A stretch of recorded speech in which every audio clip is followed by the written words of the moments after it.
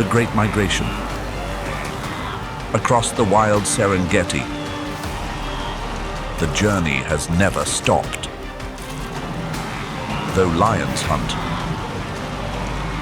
though predators wait beneath the raging water, though everything that lies ahead. This is not just the story of a wildebeest river crossing. This is the story of the most complete yet most savage kingdom on the planet.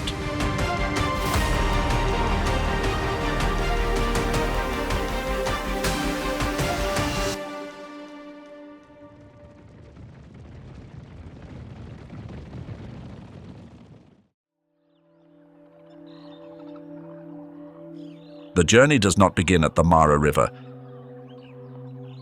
It begins long before that.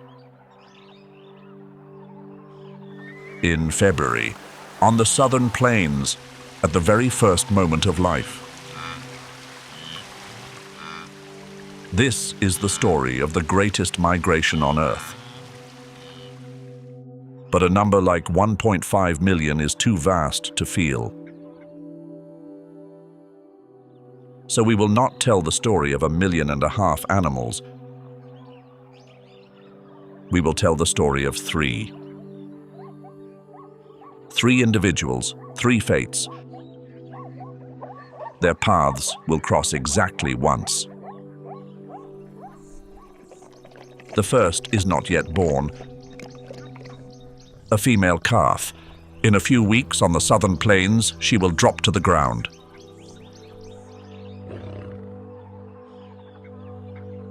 Nuru, which means light, because she will be born at dawn.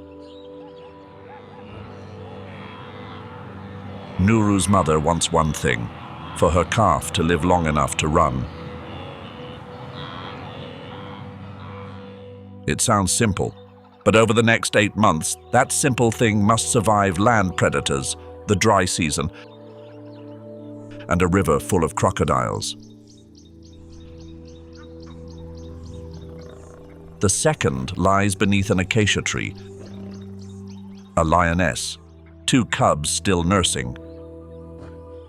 We call her Imara, which means resilient. Imara does not need the entire wildebeest herd. She needs only enough food to teach her cubs to hunt before the dry season comes.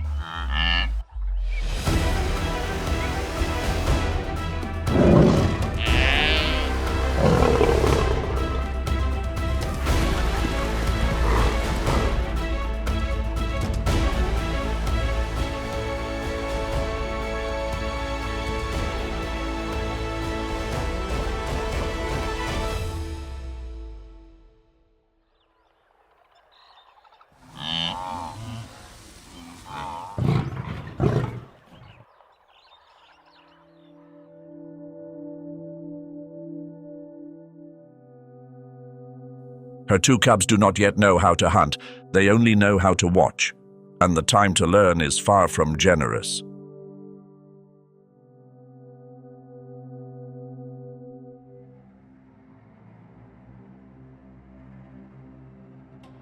The third has waited at the Mara River longer than Imara has been alive. The largest in this stretch of river, he is Mzi, the elder.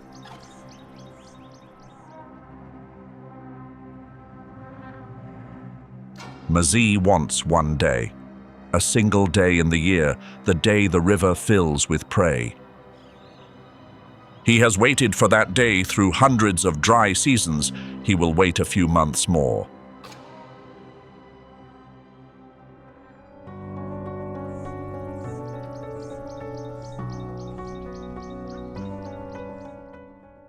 One prey, one predator, one ambusher.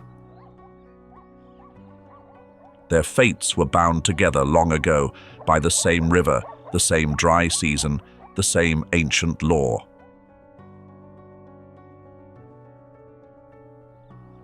February, on the southern plains, life begins in chaos.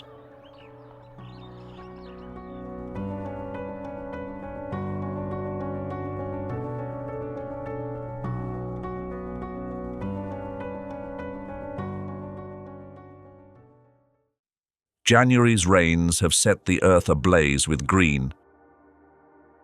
The grass is short, lush, richer in phosphorus and protein than anywhere else in the ecosystem.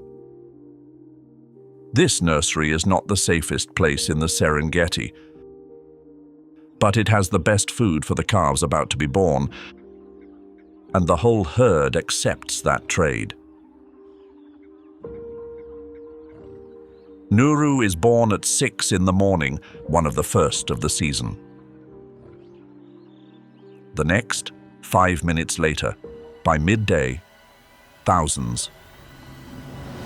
If a predator sees 10,000 calves over 3 days, it can kill a few hundred.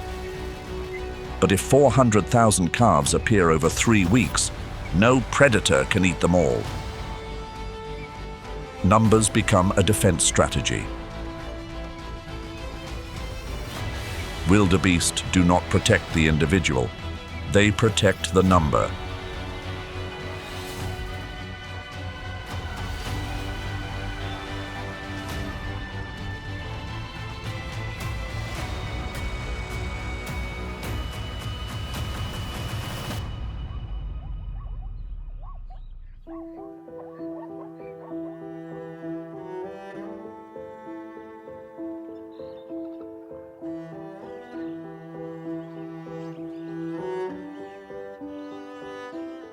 But the hyenas do not come alone. They target those not yet steady on their feet.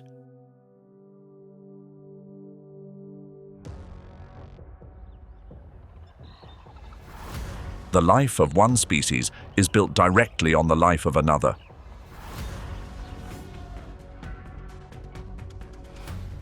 Not only hyenas, jackals lurk at the edges too.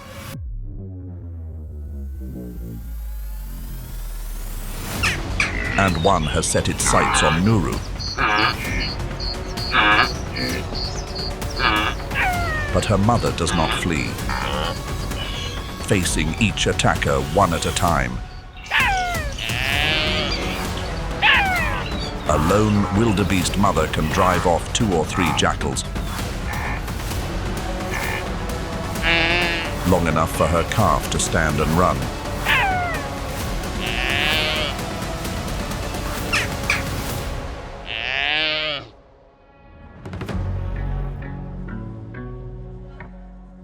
If the calf can stand and keep up with its mother in time, its odds of survival surge. In a herd of 10,000, each mother still finds her own calf by sound alone. If the calf cannot stand, it will never run again. Evolution has compressed this species' entire childhood into the span of a single song.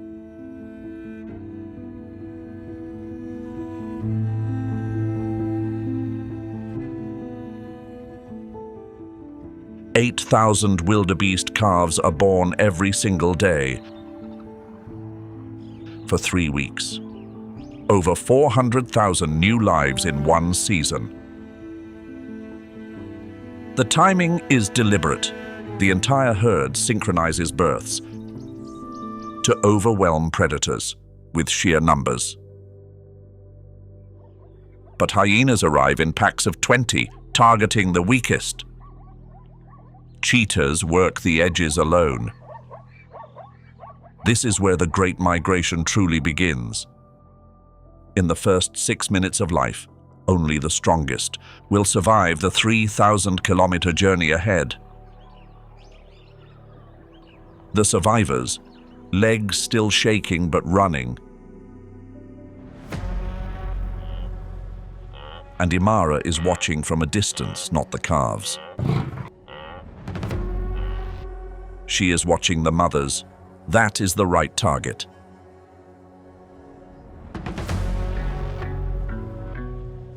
But But a grown wildebeest mother is no easy prey.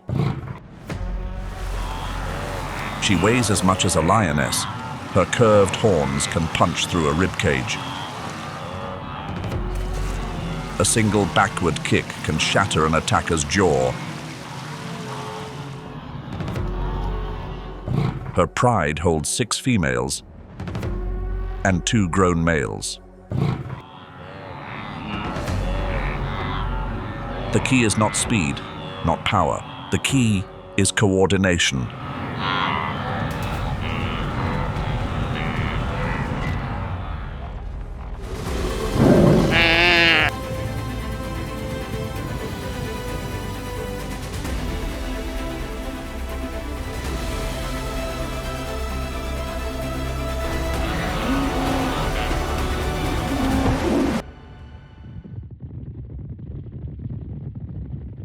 This time it fails, but the pride is still there.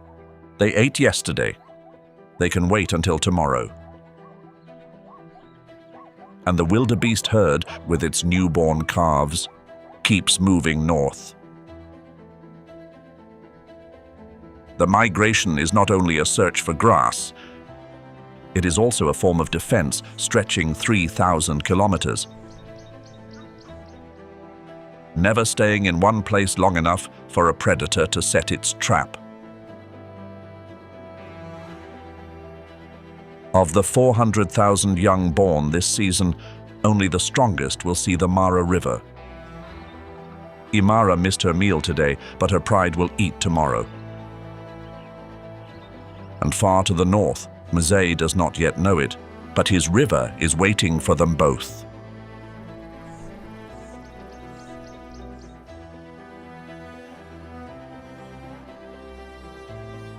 March. The herd is on the move, no leader to guide them. No map, only grass, its green on the horizon, its scent on the wind. Each wildebeest follows the one in front. The one in front follows the one before that. And so, 1.5 million animals form a single current 40 kilometers long.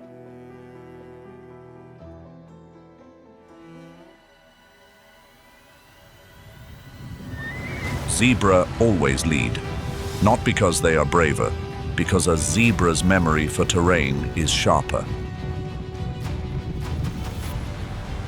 They remember the migration routes, the direction of the rivers,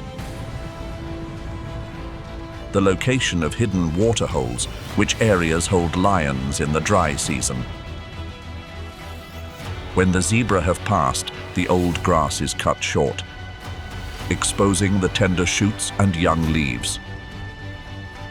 That is what the wildebeest will come to eat next. 2 species, no coordination, but wholly dependent on each other.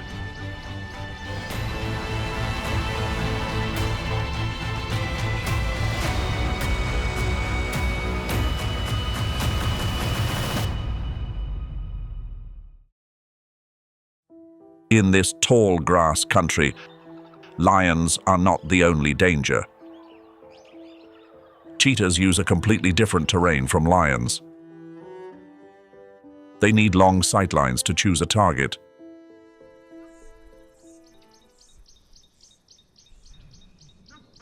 A cheetah, Acinonyx jubatus, does not attack immediately.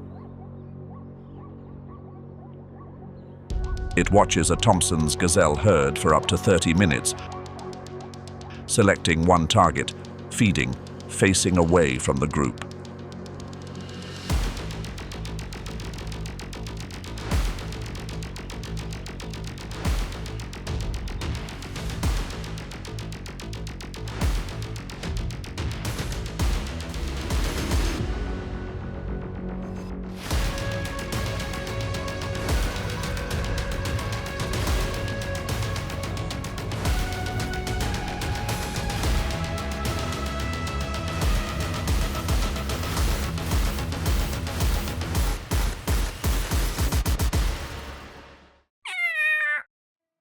Then, the entire hunt ends in 20 seconds. Among all of Africa's predators, none has traded power for speed as completely as the cheetah. A light skeleton, claws that cannot retract like an athlete's spikes. An enormous chest holding an oversized heart and 2 oversized lungs. Every detail of the body sacrificed for a single purpose. The 3 fastest seconds of acceleration on the planet.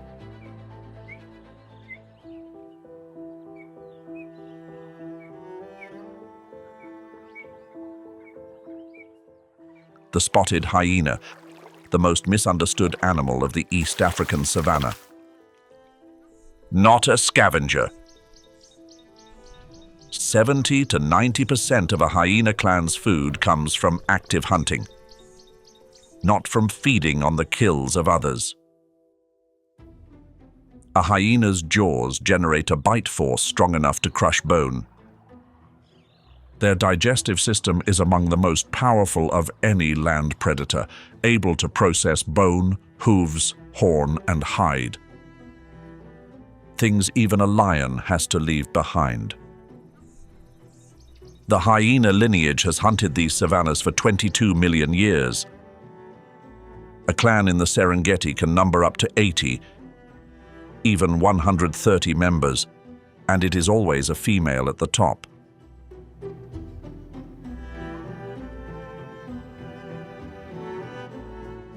And contrary to their reputation as scavengers, most of a hyena's meals come from its own hunting. They are not as fast as the cheetah, but they can run at 60 kilometers per hour and hold that pace over many kilometers, night after night, until the prey gives out first. Endurance is their weapon, and the dark is their shift. After a hyena feast, nothing is left behind. Even the anthrax bacteria in the bones of a dead animal are destroyed in a hyena's stomach. They are the sanitation workers of the entire ecosystem.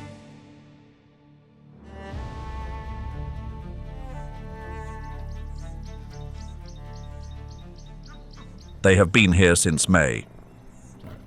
2 months lying still beneath the mud, eating very little.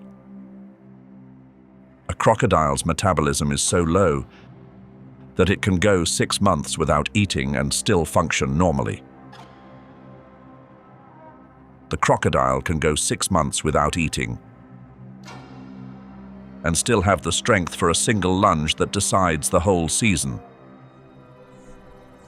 This is by design. The crocodile's body is built to wait.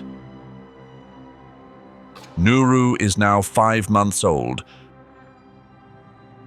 steadier on her legs, faster, nearly matching her mother for speed.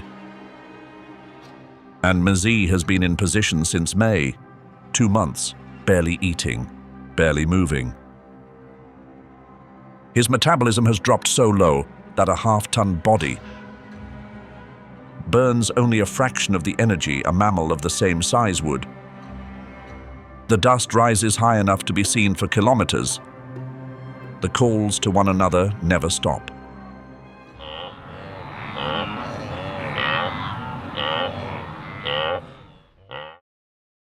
The pressure builds by the hour, with every new body forced in from behind.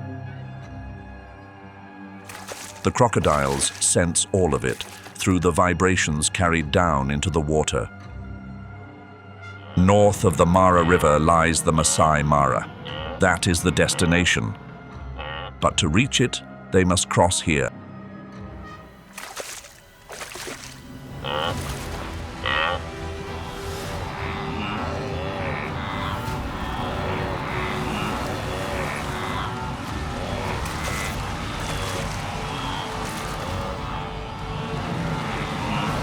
In a single crossing like this one, an average of 6,000 wildebeest die. not only from predators. Most drown, are trampled, or are swept away by the violent current.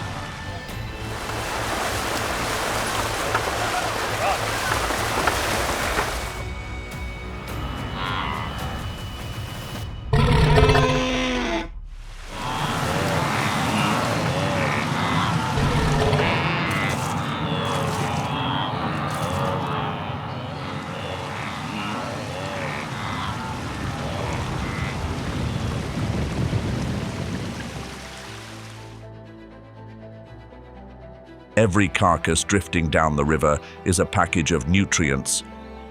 Nitrogen, phosphorus, carbon released into the river system.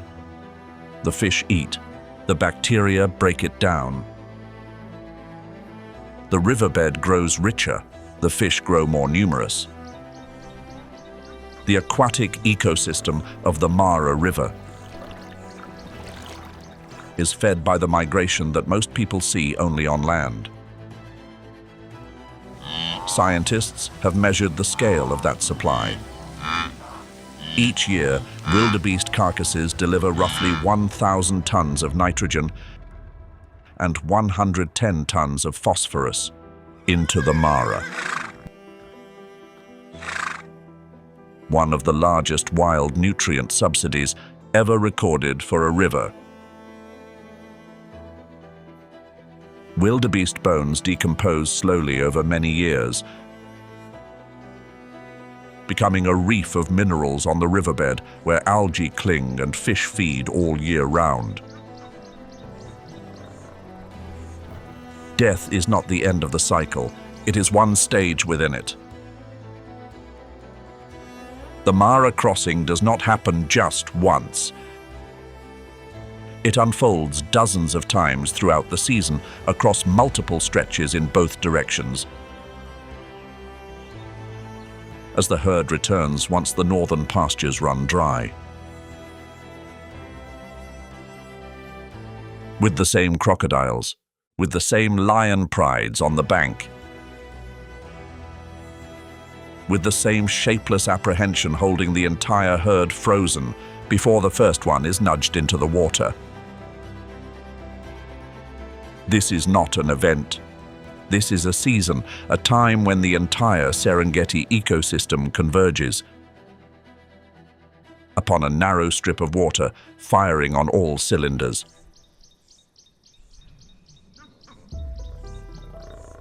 A July afternoon in the Masai Mara. Blue skies, a gentle breeze from the north, and on the lush green plains. 50,000 wildebeests are grazing. The Masai Mara is the reward promised by the entire journey. Phosphorus-rich pastures nesting in the northern part of the circuit, staying green during the exact months when the rest of the ecosystem is parched. The herd has traveled 3,000 kilometers, crossing 2 rivers, trekking through the territories of hundreds of lion prides just to reach this feast, and the grass here will not last forever. That is what keeps the entire system on the move. No single spot on this circuit is hospitable enough to stay year-round. The Masai Mara thrives in green for a few months, then withers. The southern plains remain arid nearly all year, only to burst into life after the rains. The herd does not migrate out of wanderlust. They move because there is not a single spot on the map that offers both refuge and sustenance at the same time. The chaotic rush of the morning has vanished. No more splashing water, no more panicked cries. Only the sound of grazing, the whisper of the wind, and the collective breath of 50,000 living creatures after a day where not everyone made it through. This is the true essence of the ecosystem. Not the climatic moments, not the chaotic crossing days, but the tranquil moments that follow, when the survivors continue, doing what they have always done. The herd gradually disperses across the Masai Mara pastures. No longer a rushing torrent of migration, but dark ribbons leisurely spreading across a canvas of green. And for the first time since February, they stand still. There is no next destination to reach this week. The grass here is rich, the water is close, and behind them, the river has turned the page on, the most grueling chapter of the year. Nuru managed to stand within 6 minutes, has followed his mother across 3,000 kilometers, has crossed the Mara River for the very first time. Now, nursing from his mother in the Masai Mara, he has made it. The survival rate of a wildebeest calf from birth to this point is about 50%. Half do not make it past their first year. But the remaining half, strong enough, fast enough, lucky enough, represent the next generation of the migrating herd. These calves have grown up during the journey itself, and they have learned the ropes without even realizing it. How to read the unusual silence of a thicket, how to maintain their position amidst the herd during water crossings, how to distinguish a hunting lion from one that is full.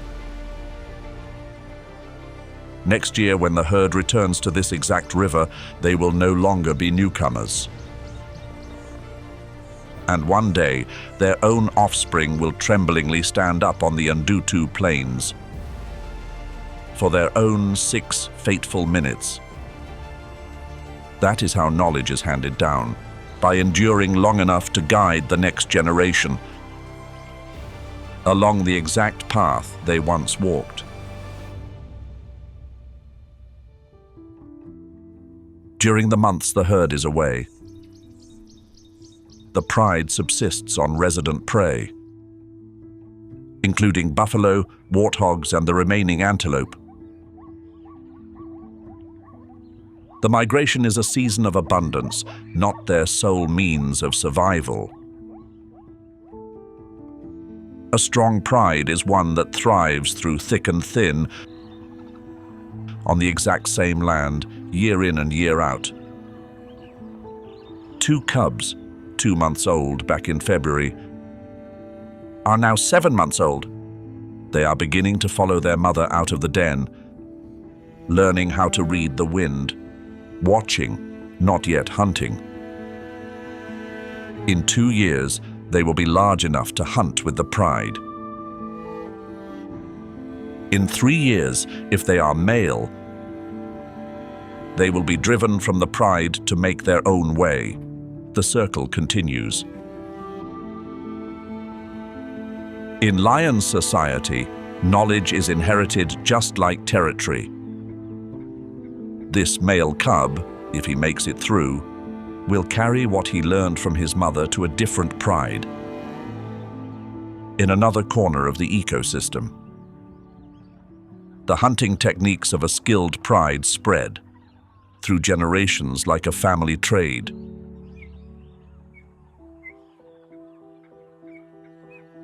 At the Mara River, everything has returned to a state of calm. The migration is far from over. In October, the rains will return to the southern Serengeti. The grass will green up again on the Ndutu plains. And the herd, 1.5 million, including the calves that made it through all of that, will begin moving back toward the south.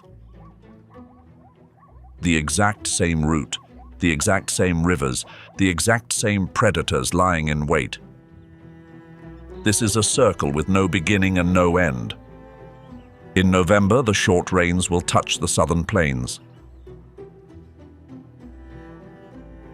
And just days later, fresh grass sprouts upon the ancient volcanic ash. The herd will sense it from hundreds of kilometers away, and that invisible pull will turn. 1.5 million animals toward the south, right back to where everything started.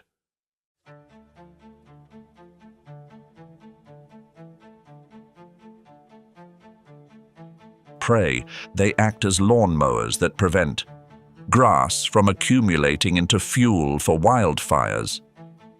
They form the foundation of the entire predator network above them, and everyone above them, including lions, cheetahs, leopards, hyenas, vultures, and crocodiles, acts to keep the wildebeest herd in check, preventing them from expanding beyond the capacity of the land to sustain them.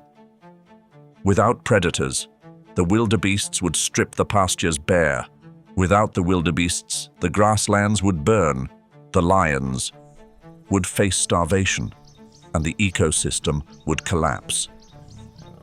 Every single link depends on the others to endure. The Serengeti stands as one of the very few places where we can still witness a complete machine in motion, and that chain is a two-way street. But these new pressures are unlike anything this system has ever faced. The average temperature of the region has risen by more than 1 degree Celsius over 30 years, prolonging the dry season and causing watering holes to dry up sooner. About 15% of the ecosystem's grasslands and wetlands have severely degraded.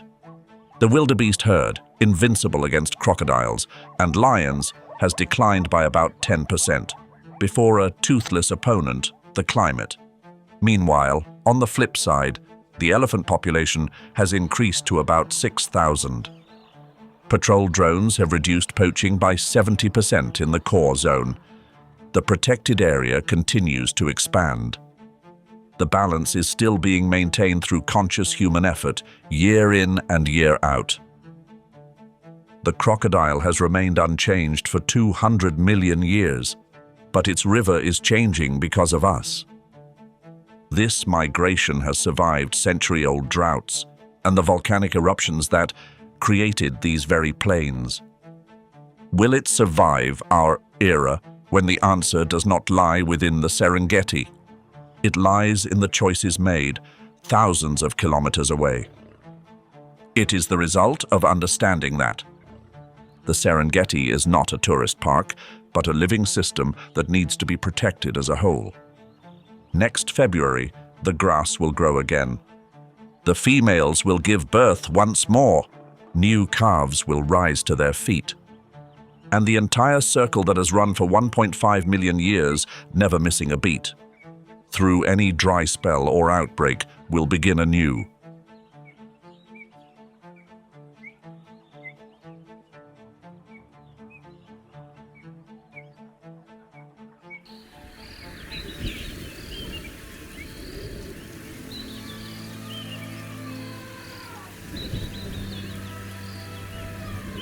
Nowhere is truly safe in the wild.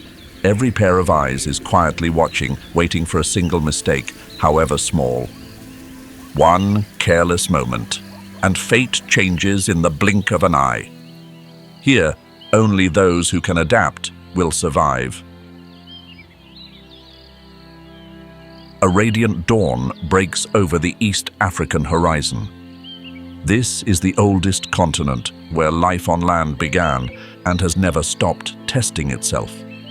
In that still dim light, a sound tears through the stillness, the thunder of hooves pounding the parched earth. A desperate, gasping breath rings out. A dark shape sweeps low through the tall grass. In Africa, peace is always the most fragile thing. It is a lioness. Her amber-yellow eyes are locked on the target ahead. On this land, the true hunters of the pride are not the males with their heavy manes, but the females. The dry season has dragged on for weeks on end. The rivers slowly run dry.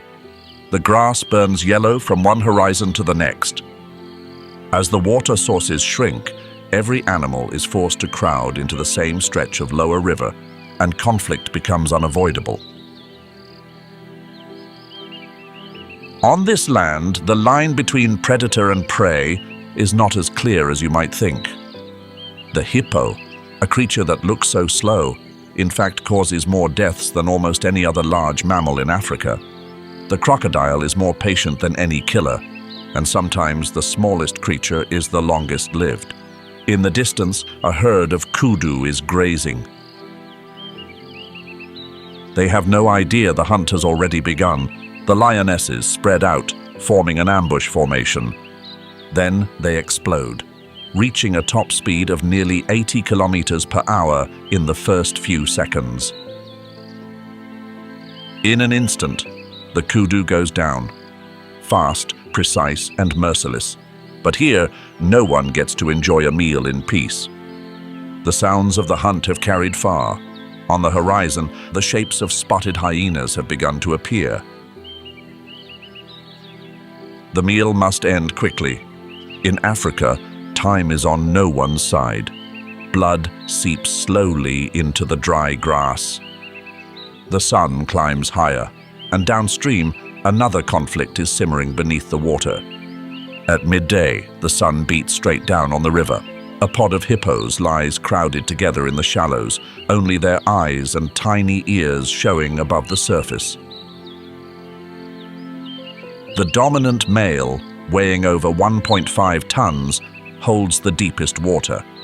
This territory is inviolable.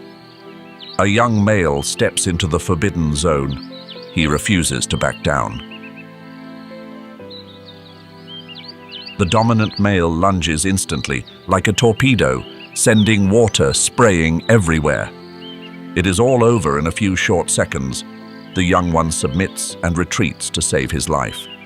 The water returns to its original stillness. In Africa, the most dangerous creature is not always the one that looks the most fearsome. Not far off, on a large acacia branch, sunlight filters through the leaves in dappled patches. A leopard lies stretched out, its spotted coat blending perfectly into the shadows of the leaves, leaving it almost invisible. Below, an impala strolls past, without the slightest awareness. The leopard does not need darkness to hide. Its coat is perfect camouflage in broad daylight. A single flick of the tail is the only signal it gives. Then it launches itself down from the branch, an utterly precise, clean pounce. Its jaws lock onto the prey's throat. And then the extraordinary begins. It hauls prey nearly its own body weight up the tree, step by step, on the sheer strength of its jaws and neck alone.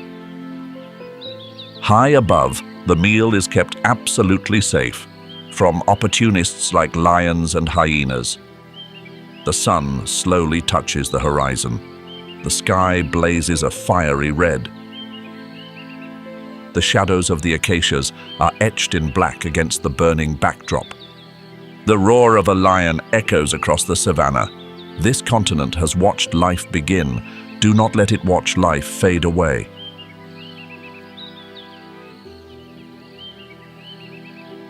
The beauty of the Serengeti does not lie in whether it is gentle or fierce. It lies in how every single piece fits like a glove, even the ones that are hardest to see. From February in Ndutu, where 400,000 calves are born within 3 weeks, to July at the Mara River. None of these species exist in isolation. There is no final chapter to this story, only a subsequent chapter that mirrors the one before, yet never repeating itself entirely. Each year, the herd follows the same route, but no 2 years are ever the same. The rains arrive earlier or later. A stretch of the river shifts its course. A new lion pride claims the old territory. The circle is not a static loop. It is a river flowing indefinitely through the very same bed, where the water is never the same water twice. Here is a question we would like to leave you with. Of all the species you have just encountered, which one changed how you view the Serengeti the most? Not the most beautiful one, not the most spectacular one. The species that once understood makes you see this entire ecosystem in a whole new light. Please leave your answer in the comments below. Now, get ready for a new journey. An ancient civilization, alive with extraordinary creatures that give the million-year migration a run for its money. Along the western coast of South America, a colossal wall of stone rises beneath the blue sky. This is the Andes, the longest mountain range on Earth. Stretching over 8,900 kilometers across 7 countries, from Venezuela all the way to Argentina, the Andes is more than just a natural boundary. It is where the land meets the sky, the spine of the continent, a witness to millions of years of the planet's shifting crust.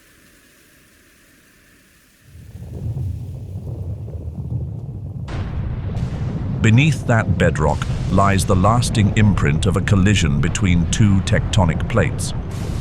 The Nazca Plate from the Pacific Ocean is steadily being pushed beneath the South American plate.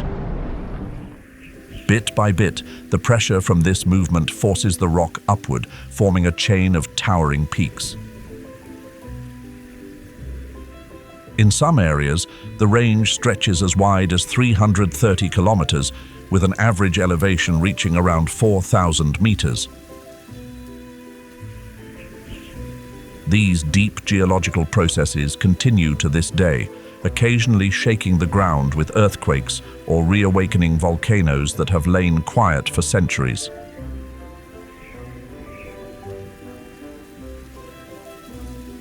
The Andes landscape is like a living painting, shifting with every meter of elevation. Starting from the lowland tropical forests, known as the Ceja de Montaña, or mountain eyebrow, the forest gradually transforms into misty cloud forest. Climbing higher leads to the cold paramo grasslands, where tough grasses, low shrubs, and remarkable water-storing plants thrive. Reaching up to 4,500 meters, the polylepis tree still holds its ground, with twisted trunks and paper-like bark, a living testament to survival where oxygen runs thin. The climate along the Andes is a complex symphony of ocean winds, altitude, and terrain. To the west, where the mountains meet the Pacific Ocean, the air is often dry. This is the region known as the Dry Andes, shaped by rain shadow effects and the cold Humboldt Current. In contrast, the eastern slopes receive moist winds from the Amazon Basin and the Caribbean Sea, creating a lush, wet mountain zone where cloud forests and montane rainforests flourish. Nestled between 2 branches of the Andes, the Altiplano-Puna Plateau sits at an elevation of 3,700 meters, stretching from southern Peru through Bolivia to northern Chile and northwestern Argentina.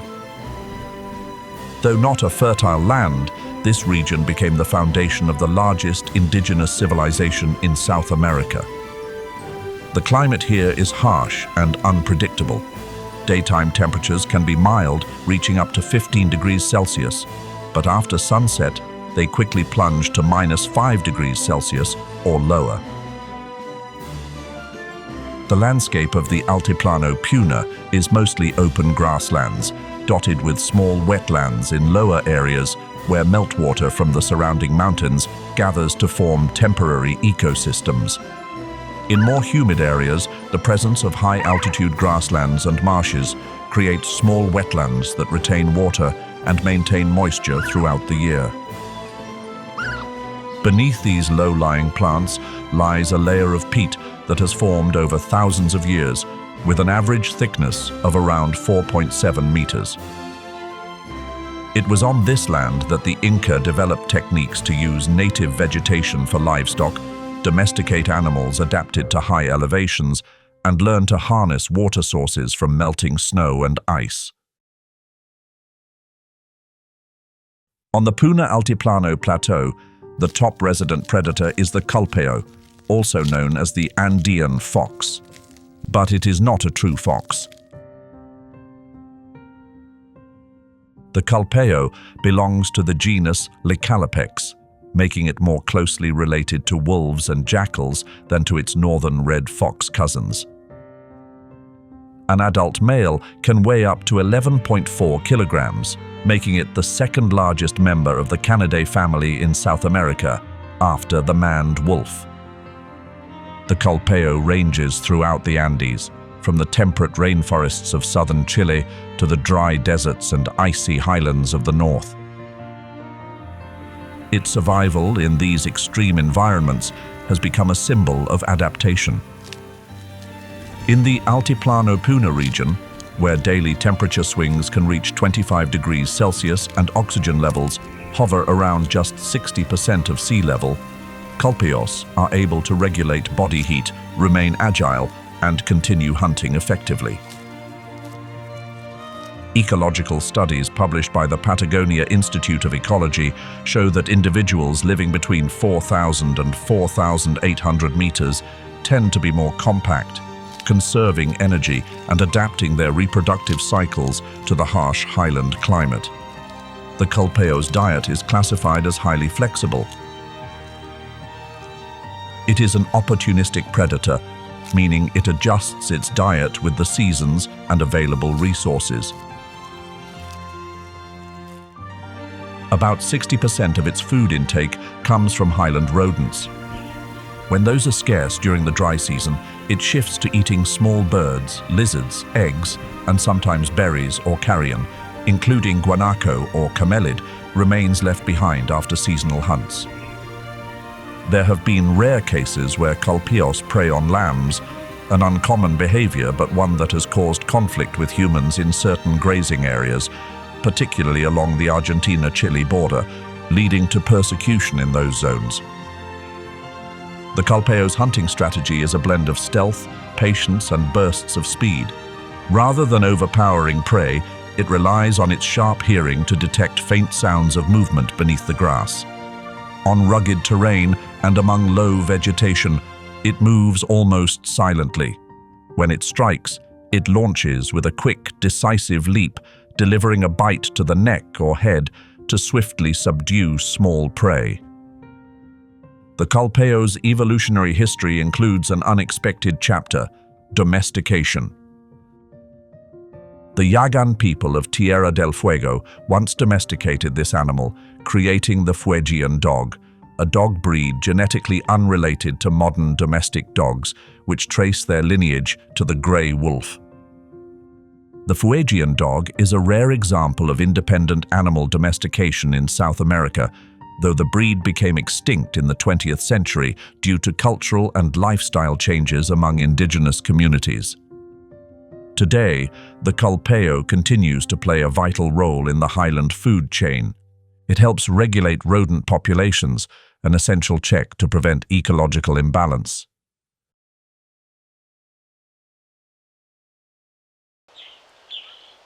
Familiar to indigenous peoples across South America, the guanaco is the wild ancestor of the llama, domesticated since the time of the Inca. With a slender build, standing about 107 to 122 centimeters tall and weighing around 90 kilograms, deep black eyes, and long lashes that shield against wind and dust, the guanaco emerges as a symbol of grace amid the gray, rugged landscape.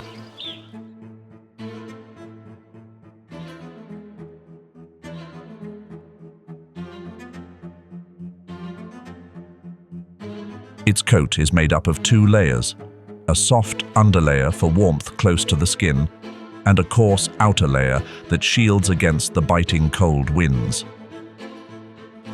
Their colors range from light brown to cinnamon with white bellies, blending seamlessly with the muted grays and browns of the Puna grasslands and salt-covered slopes.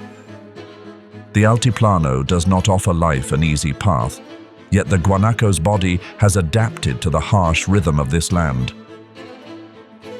Like the ancient Inca, their blood holds an unusually high concentration of red blood cells, rich in hemoglobin with a strong affinity for oxygen. This allows them to absorb oxygen efficiently, even in an atmosphere where oxygen levels hover around just 60% of what they are at sea level. Thick footpads and 2 nimble toes help them cross slippery gravel, cracked salt flats, and steep mountain slopes like seasoned athletes, reaching speeds of up to 56 kilometers per hour. Guanacos live in herds. One dominant male leads a group of females and their young. Younger males without territories form bachelor groups, moving along their own paths, like warriors waiting for their time. Their communication is rich and varied, from sharp warning calls and forceful backward kicks to the curious act of spitting, a behavior that carries powerful messages about dominance and social boundaries. Across the Altiplano Puna region, the guanaco's journey of survival follows migration routes guided by the cycles of water and grass. During the dry season, they descend to lower areas where patches of marshland still collect meltwater. When the rains return and the highlands flood and become difficult to traverse, they move upward again to avoid the rising waters and the renewed activity of predators.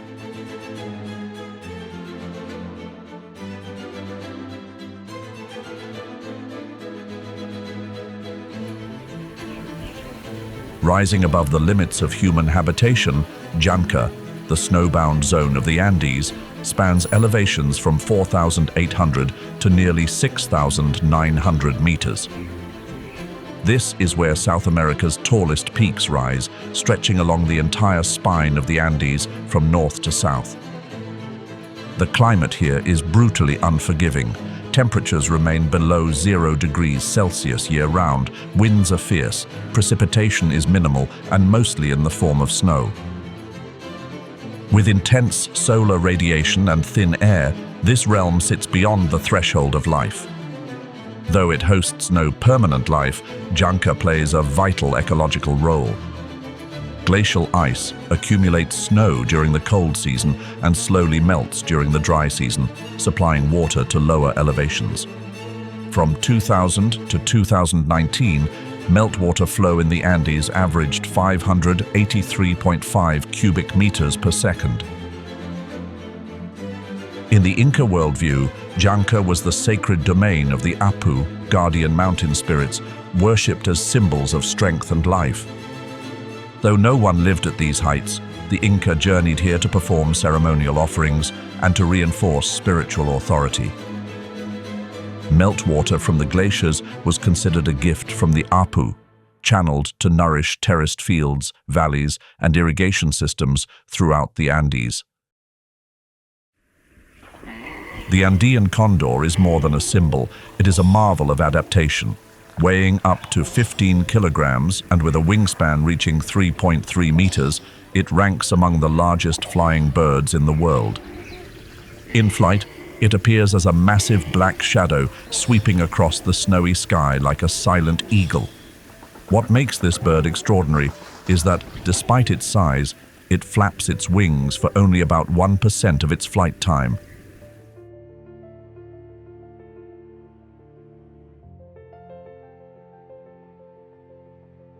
For the vast majority of its journey, it glides effortlessly, perfectly riding thermal currents and mountain winds to stay aloft.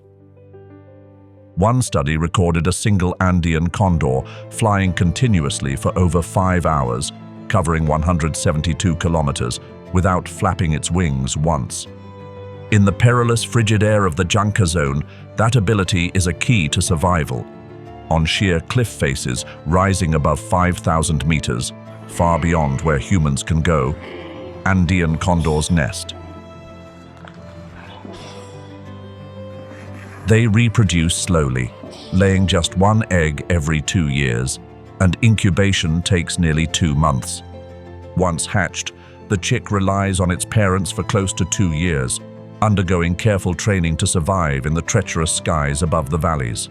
It's a slow life cycle, but a necessary one, as Andean condors can live up to 70 years, with some in captivity reaching 79.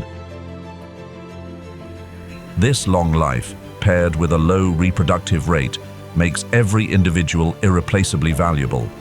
Today, fewer than 6,700 mature Andean condors remain worldwide. In Ecuador, the population has dwindled to fewer than 150 individuals. In Colombia, estimates range from 175 to 269. These are the latest figures as of 2024, reported by conservation groups across the Andes. Shrinking habitats, dwindling food sources, poisoning, and reckless hunting have caused the condor to disappear silently from many skies. Across the misty Andean heavens, a dark shape with a wingspan over 3 meters glides through the cold air like a blade. Its mastery of wind currents allows it to remain perfectly balanced with minimal effort. Its sharp eyes follow the faint, uneven breath of a lone animal below. Down below, a lone animal stumbles across the drifted snow. Its back arched, legs buckling, breath rasping. It has run out of strength. The Andean condor locks on immediately, widening its circle while slowly lowering its altitude in quiet anticipation. Then, the animal collapses in silence. No cry, no movement. In that instant, the condor folds its wings and dives with precise speed. It lands beside the fallen body, its bald head plunging deep into the belly. Everything is done with practiced ease, as if it's performed this ritual 1,000 times. The oil glands in its feathers protect it from getting wet, even while standing amid melting snow. And the bare skin on its head keeps it clean while feeding deep inside decaying flesh. A massive scavenger with a rugged exterior. Yet to the indigenous cultures of the Andes, the Andean condor is anything but ordinary. To them, it is an eternal emblem of freedom and spirit.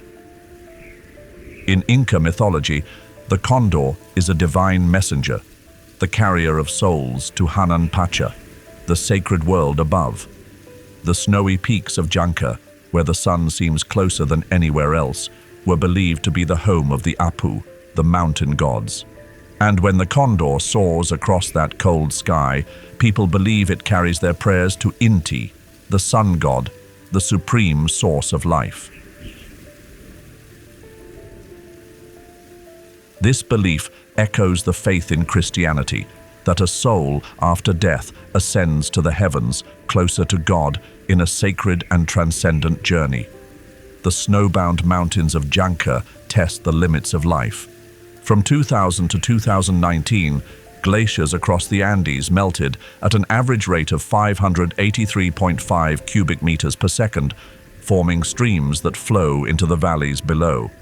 For the Andean condor, these waters signal the presence of life and are often where death is first found. But to the Inca, those waters were a gift from the Apu, a divine offering that nourished the rich landscapes below.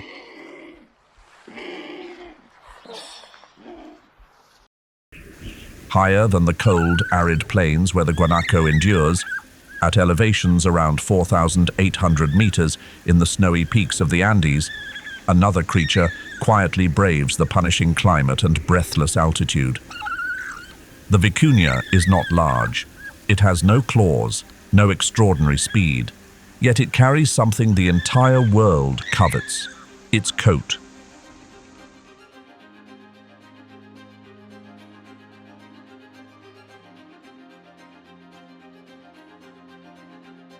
Each fiber of its wool measures just 12 microns in diameter, finer than cashmere, which is already famed for its softness. A delicate layer of tiny scales coats the surface of each strand, locking out the cold air and forming a naturally perfect thermal barrier.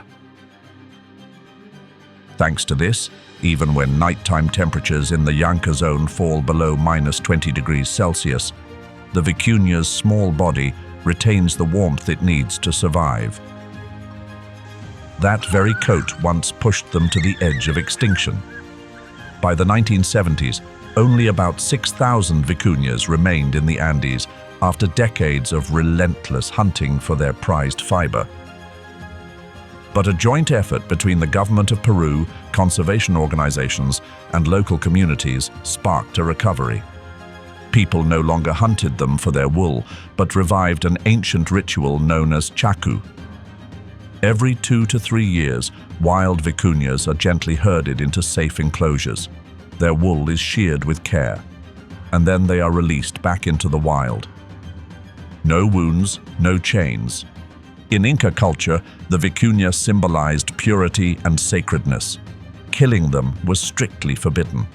Their wool was reserved solely for the garments of royalty and nobility. Today, the vicuña appears proudly on the coat of arms of Peru, a symbol of biological richness and sustainable heritage.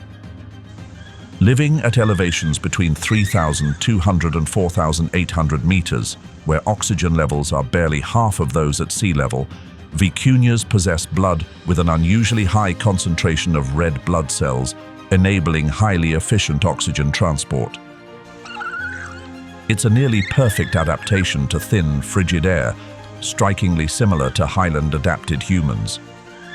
Additionally, their front teeth grow continuously throughout their lives. In an environment where food consists mostly of tough, silica-rich grasses with minimal nutrition, those teeth must stay ever ready to resist constant wear. But life in the cold heights has never been easy. An old vicuña collapses among snow and wind. No cry, no sign of a predator, only time, quietly freezing its final breath. On the towering rocky slope, passing does not come violently. It is silent, like an offering. To the ancient Inca, snow-covered peaks were more than stone and ice. They were the closest place to the gods, where sacred rituals were carried out in hopes of summoning water to return to the fields below. And now, from the edge of the horizon, the Andean condor appears. It circles slowly, like a ritual from another time. Unlike the cold, harsh Puna Altiplano of southern Peru, the eastern and central slopes of the Andes, stretching into northern Peru, are home to a region often described as the sponge of the Andes. This is the wet paramo, a moist highland plateau found at elevations between 3,000 and 4,500 meters, primarily in Colombia, Ecuador, and northern Peru. Average temperatures range from just 2 to 10 degrees Celsius, with annual rainfall between 1,000 and 2,000 millimeters, spread fairly evenly throughout the year. The soil here is often waterlogged, rich in organic material, and has a remarkable ability to retain moisture thanks to the root systems of native plants. The thick layer of vegetation and organic soil absorbs water from rain, fog, and underground springs, slowly releasing it over time. However, the steep terrain, cold climate, and saturated ground make long-term settlement in this region nearly impossible. The Inca were forced to learn how to collect water from soil, mist, and rain, stay warm in a harsh climate, and sustain food supplies in poor, chilly soil. From this cold, damp highland, they expanded their irrigation systems and influence into the valleys below, turning a difficult landscape into a strategic stronghold for their empire.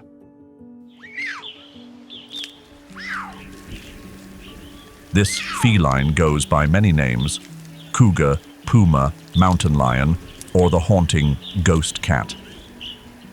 With a supple frame, a smooth, tawny coat, and eyes always alert in the shadows, this cat leaves behind nothing but bent grass and the sudden absence of an unlucky prey. Cougars are among the rare predators that have managed to conquer nearly every terrain across the Americas.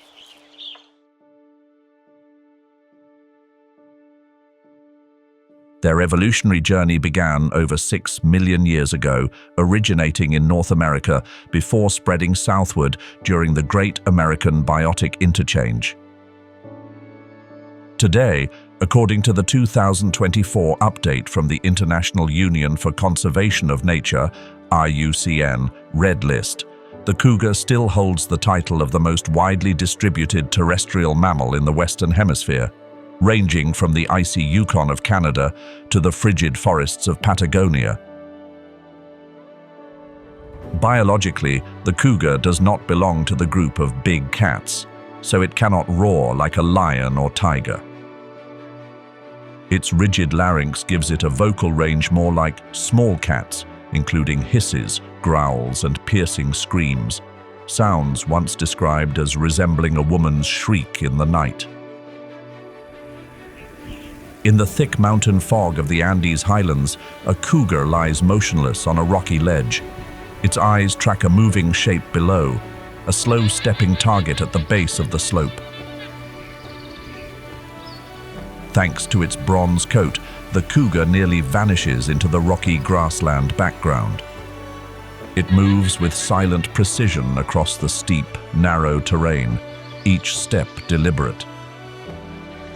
Its long tail acts as a stabilizer along jagged ridgelines. Once close enough, it crouches low, channeling power into its hind legs, a body built to leap up to 12 meters without a running start. The pounce happens in an instant. The cougar launches straight toward its prey, landing with pinpoint accuracy guided by its tail. Sharp claws dig into the prey's back. The bite is swift and targeted at the neck. In seconds, the hunt is over before the prey has time to react. The cougar drags the carcass into a nearby thicket. It covers it with dry grass to hide it, planning to return over the coming days to feed in solitude, a cold, efficient predator. But to the ancient Inca, the puma was more than a hunter. It was a sacred symbol of the human world, known as Uku Pacha, the middle layer of the three-tiered universe in their spiritual belief system. Now, let's climb higher, closer to the realm of the gods. Just below the eastern foothills of the Andes, where elevations drop below 1,500 meters, begins a lush, humid forest zone known as Selva alta, the pre-Amazon rainforest.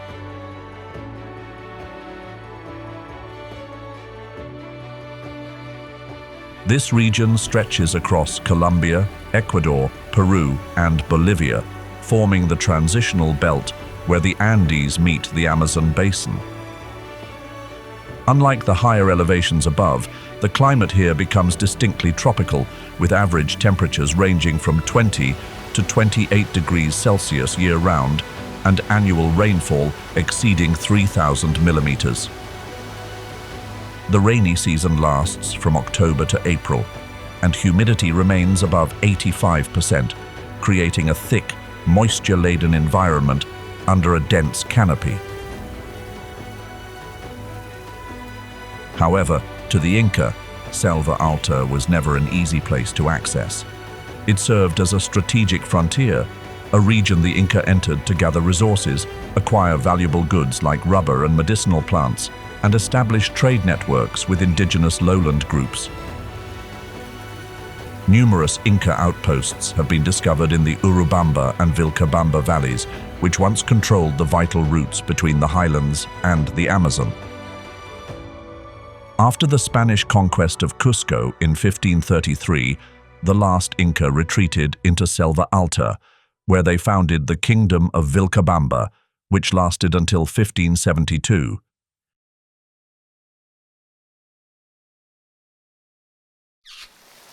The jaguar is the largest wild cat in the Americas and the third largest in the world, behind only the tiger and the lion. Its lineage traces back to ancient ancestors that migrated from Asia to the Americas via the Bering Land Bridge around 2 to 3 million years ago.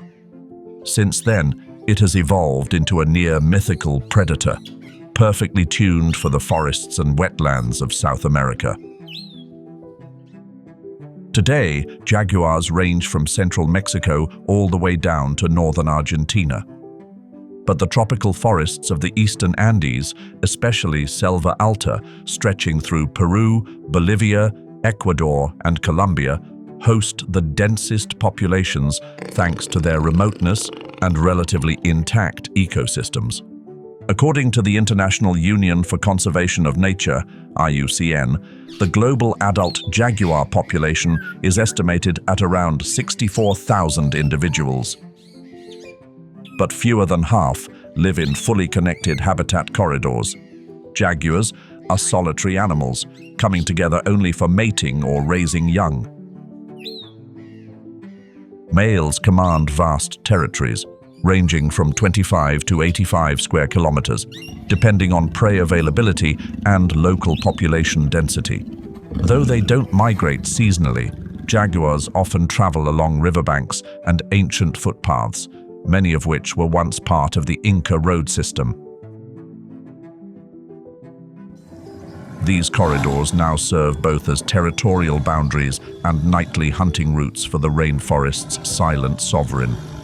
In Selva alta, the air hangs heavy with mist, thick with the scent of wet earth and decaying leaves. At the edge of a waterhole, where towering kapok trees send roots down into the muck, a soft rustle is heard, then disappears, as if it never happened.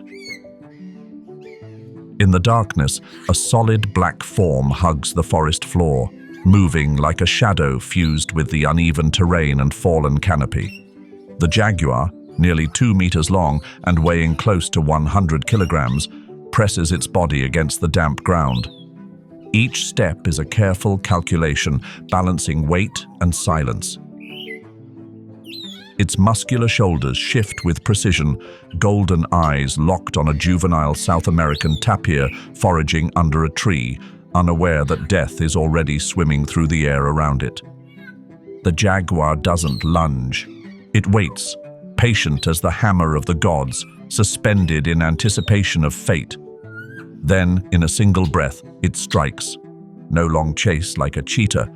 Its strength is launched from the shoulders and forelegs, flinging its mass forward like a missile. One leap, no second chance. The forepaws clamp onto the tapir's shoulders. The jaguar's heavy frame drives into its spine, forcing the prey to collapse in a splash of soil and silence. Then comes the signature move, the bite. That massive head clamps down just behind the skull. With a bite force of up to 2,000 newtons, the jaguar pierces bone and severs consciousness instantly. No need for choking, no waiting game, just one skull-puncturing bite, guided by millions of years of evolution, enough to end a creature twice its size. Beyond its powerful build and predatory skills, the jaguar is also a living embodiment of natural beauty, expressed through its distinctive rosette-patterned coat. These large rosettes, scattered across its body and marked with dark central spots, set it apart from the leopard, a species it's often mistaken for. Each jaguar carries a unique set of markings, like a fingerprint, which allows researchers to identify individuals through camera trap imagery. The black-coated form, known as the black panther, is not a separate species, but rather a melanistic jaguar carrying a specific pigmentation gene. Although they make up less than 10% of the wild population, these individuals hold a distinct advantage. Their dark coats offer exceptional camouflage in the shadowy, densely forested world of Selva alta. In the grand cosmic worldview of the Inca, the jaguar was far more than a predator. It was the living embodiment of divine power walking the earth. Known as Otorongo in the Quechua language, the jaguar ruled over Caipacha, the present world where humans live, struggle, and strive. Its rippling muscles, lethal bite, and silent, breath-like stride made it the ultimate symbol for Inca warriors, those who believed that the blood of the jaguar ran through the veins of the chosen. In ancient stone temples, this great feline was carved with sacred eyes that stared directly into the soul of the mortal, a reminder that the jaguar did not merely survive, it guarded the sacred balance laid down by the gods.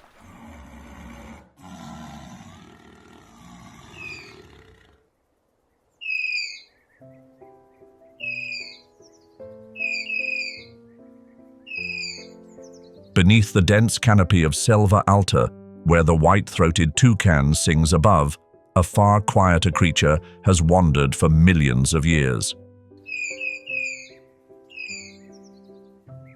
It doesn't call out. It doesn't dazzle with bright colors. It doesn't rely on speed or aggression. Yet its steady presence has become essential to the biological rhythm of the entire forest, the South American tapir. At first glance, the South American tapir may be misunderstood. Its slow movements and hefty build suggest clumsiness, but the reality is far different. Its most distinctive feature is its short, flexible trunk, a fusion of the upper lip and nose.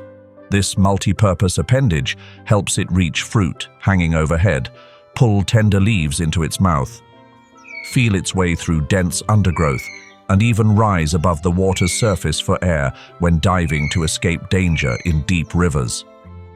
This trunk connects the tapir to the three-dimensional structure of the rainforest, part arm, part snorkel, part survival antenna. But the tapir's most vital role lies in its feeding habits. As one of the largest fruit eaters in the Amazon region, it digests and disperses seeds from over 200 different plant species. These seeds, partially digested, pass through the tapir's system and are scattered through its droppings across vast distances. According to a 2024 report by the Wildlife Conservation Society, forests with active tapir populations show tree germination rates over 23% higher than areas where tapirs are absent. They don't just plant trees, they help restore degraded forest and preserve biodiversity structure over time. The South American tapir is semi-aquatic, and water is its greatest ally. The creeks, mud pools, and rivers of Selva alta are not only sources of moisture and food, they're also sanctuaries from predators. When it senses danger, the tapir bolts into the water by instinct, swimming and diving with remarkable grace. So silently and smoothly, it seems to vanish into the current. But in South America, even the top predator is a master of water. In Selva alta, the landscape is no less vibrant than in the Terra de Selva. Among the misty treetops, a sharp, piercing call slices through the air, like the first touch of sound on silence. It's the unmistakable voice of the white-throated toucan, a bird whose exotic appearance is defined by its oversized, tropical instrument-like bill and dazzling coloration. While the jaguar instills fear on the forest floor through sheer force high above, where light fractures into broken rays filtering through the canopy, the margay glides like a shadow.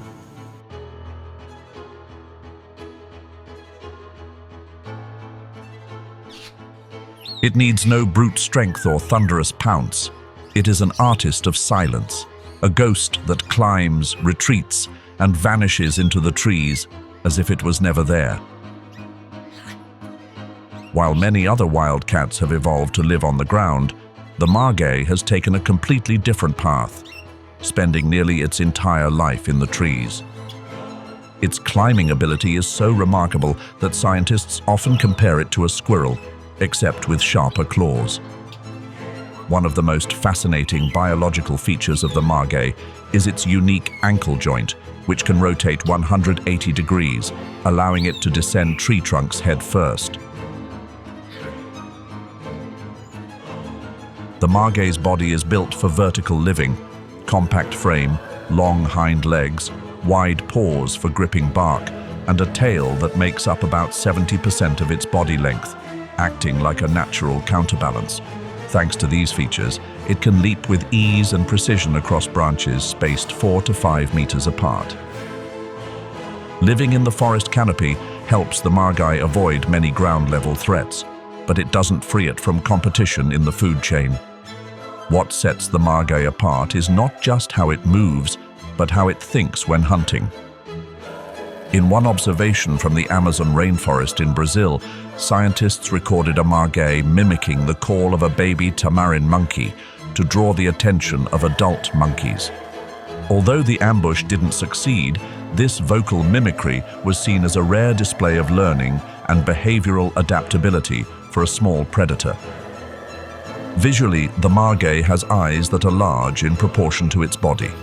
These eyes are specially adapted for excellent night vision, an essential trait for a solitary, nocturnal hunter moving through low-light environments. Special layers of retinal cells help gather as much light as possible, enabling the margay to detect prey like squirrels, opossums, night birds, lizards, or large insects from a distance, even while navigating the thick shadows of the Selva alta rainforest. Although the margay does not migrate seasonally, it roams over a wide area. Each individual establishes its own territory and generally avoids contact with others, coming together only at specific times of the year to mate. A single territory can cover anywhere from 11 to 30 square kilometers, depending on forest density and food availability. Maintaining a continuous, dense habitat is essential for the margay's survival, helping it avoid direct competition with other meat-eaters like the tera or the ocelot.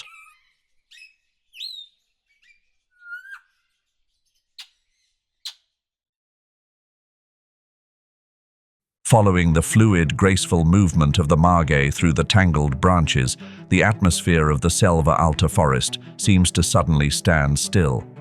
High above, in the hazy canopy, a massive dark shape glides through. Silent, leaving no trace. The harpy eagle has arrived. Like a mythical figure dwelling in the forest, it patrols its territory in eerie silence, embodying the quiet authority of a true ruler of the skies. Widely recognized as one of the largest and most powerful birds of prey in the world, the harpy eagle is a rare creature that combines unmatched strength with exceptional adaptability in the uppermost layers of tropical forests. Its lineage can be traced back to the Accipitridae family, which first appeared around 40 million years ago. Over millions of years of evolution, the harpy eagle has refined every biological detail to become a true canopy-level hunter, an apex design in the aerial predator lineage.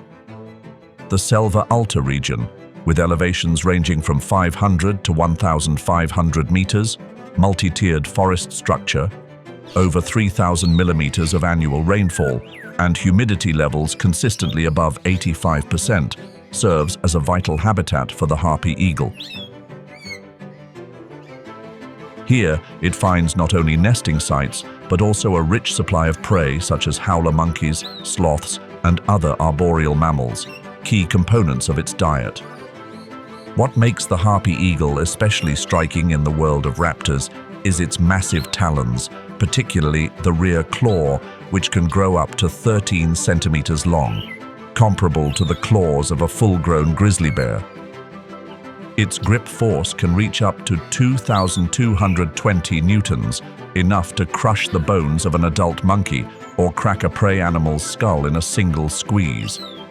This is the most powerful biological weapon among birds of prey and cements the harpy eagle's position as the undisputed top-tier hunter in the rainforest ecosystem. Beyond its strength, the harpy eagle is known for its extraordinary flight agility within the tight confines of the forest canopy, supported by a wingspan that stretches between 2 and 2.2 meters. Despite its large size, it can reach speeds of up to 80 kilometers per hour when diving toward prey. Thanks to its relatively short wings and powerful torso muscles, the harpy can glide close to the treetops, maneuver through dense foliage, and execute incredibly precise strikes.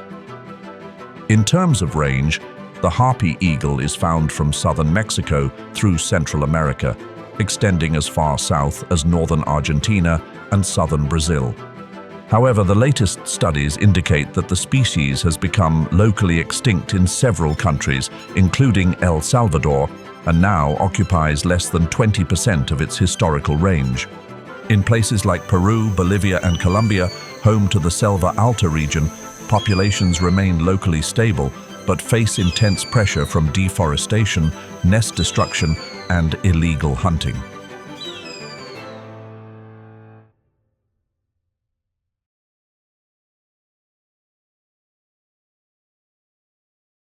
Serra de Selva, or the Andean cloud forest, stretches along the eastern slopes of the Andes from Venezuela to northwestern Argentina at elevations between 1,500 and 3,000 meters. This is a transitional zone between tropical rainforest and highland plateau, marked by year-round humidity, rainfall ranging from 1,500 to 2,500 millimeters, and temperatures fluctuating between 10 and 20 degrees Celsius. The cloud forest is dense with vegetation, excellent at retaining moisture, and plays a vital role in regulating water flow to the lower regions.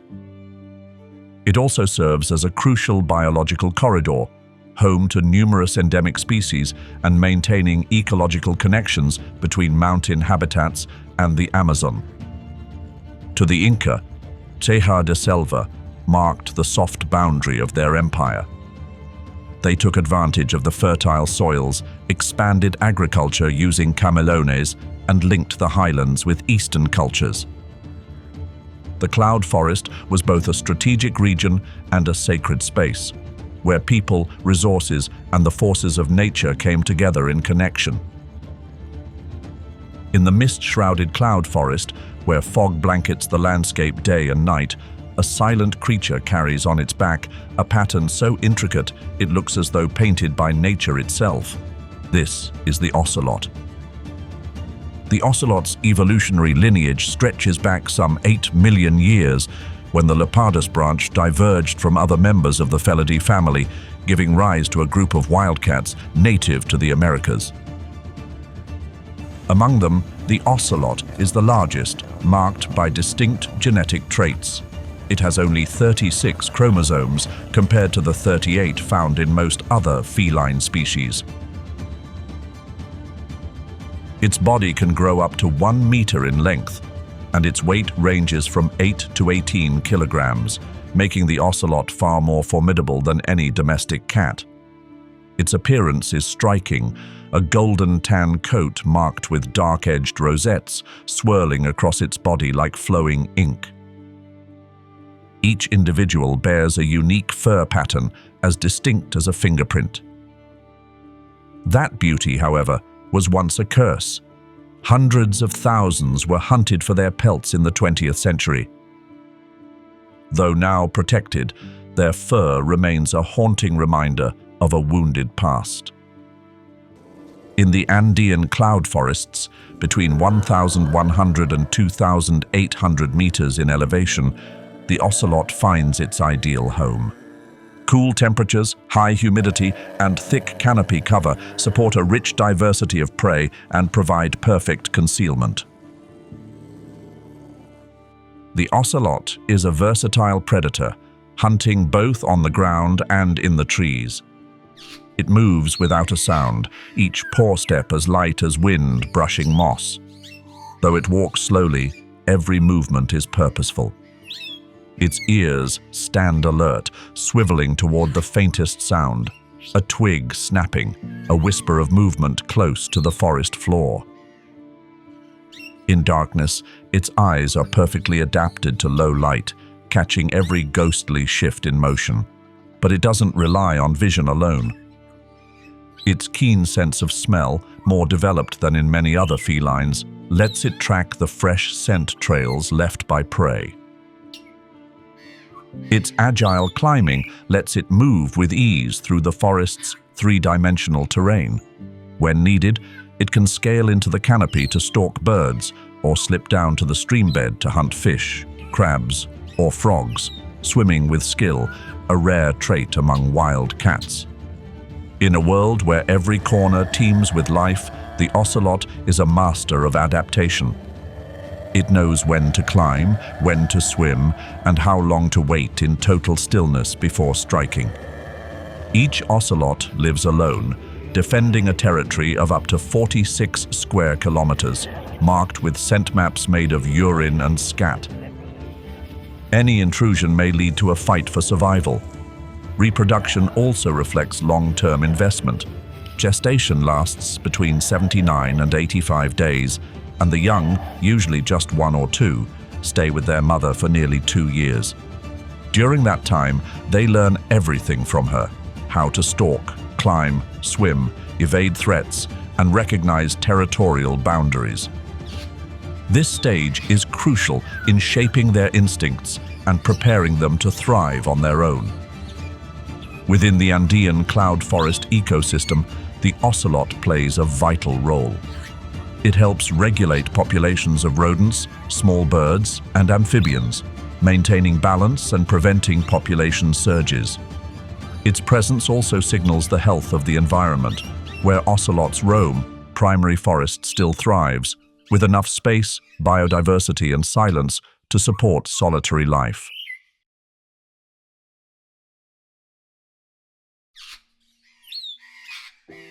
In the spiritual world of the Inca, Uku-Pacha was the deep realm beneath the earth, a place where death begins, dreams unfold, and rebirth takes root.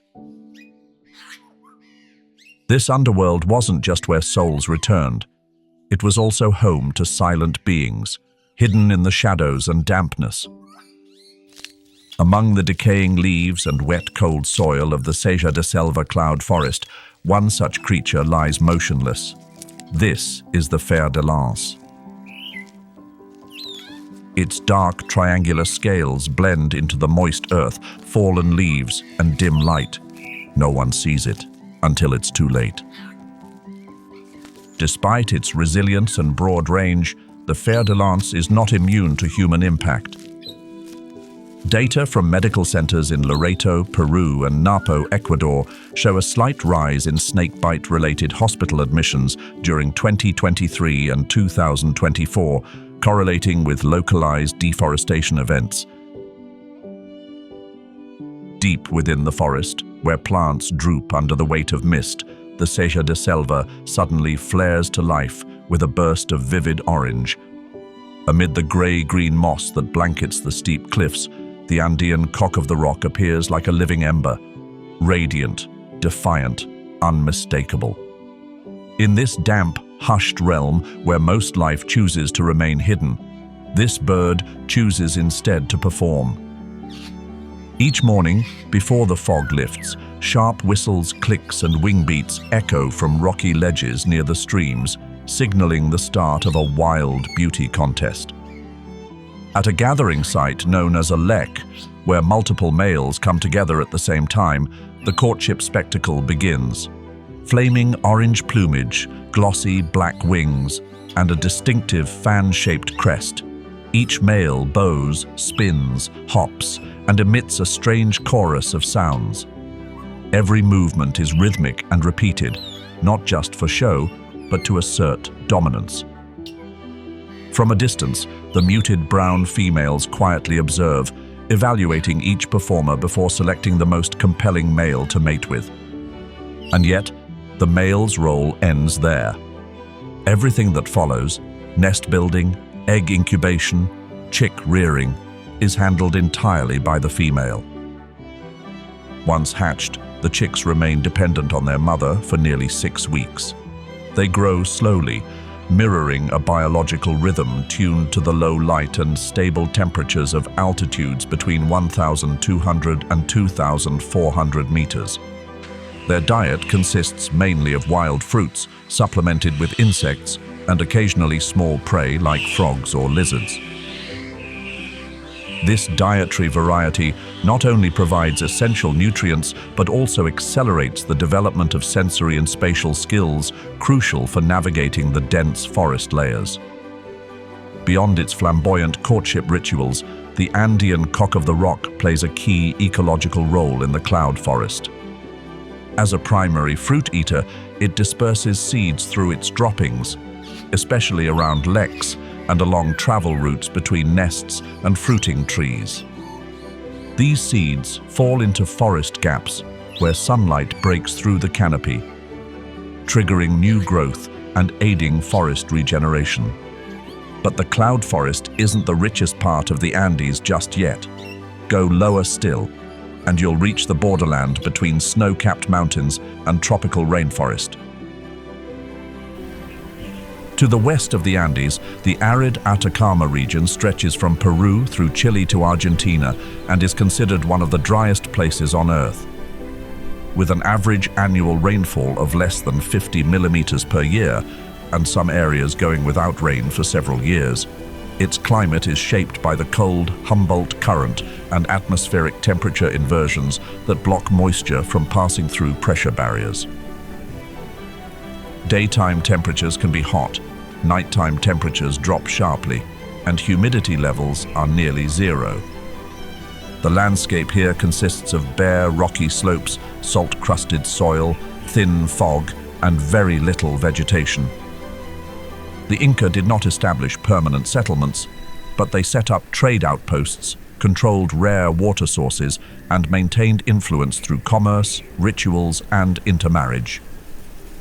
This is a dry yet strategically vital frontier, linking the Andes to the Pacific Ocean, where adaptability and mastery over scarce resources formed the foundation of survival.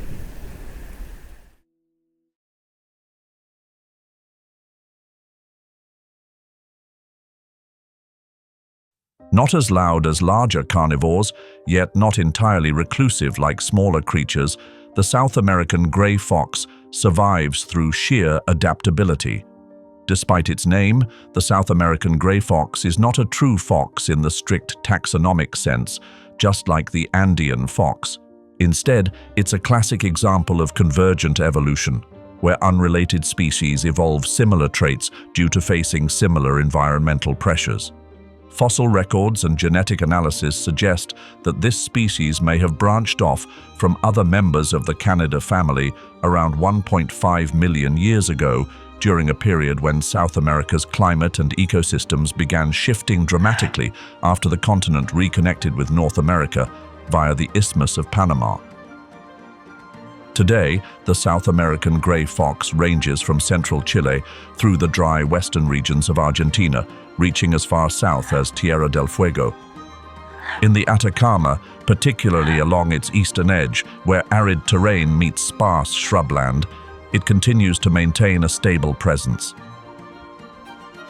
Its body is lightweight and compact, averaging between 2.5 and 4.2 kilograms in weight, and measuring 65 to 110 centimeters in length, with its tail making up nearly 1/3 of that total. With this build, it can move swiftly through rocky ground and low shrubs, terrain that can be too difficult for many other predators. Its keen eyes work well in low-light conditions, supporting its crepuscular and nocturnal habits, times when temperatures drop and prey begins to emerge. One of the keys to the South American gray fox's survival is its highly flexible diet. As an opportunistic omnivore, it can eat just about anything remotely edible. In the Atacama, its main diet includes small rodents that live in rock crevices, desert insects, low-lying bird eggs, and occasionally small reptiles like lizards. During the driest months, it turns to berries and carrion, making use of any leftover protein from kills made by larger predators.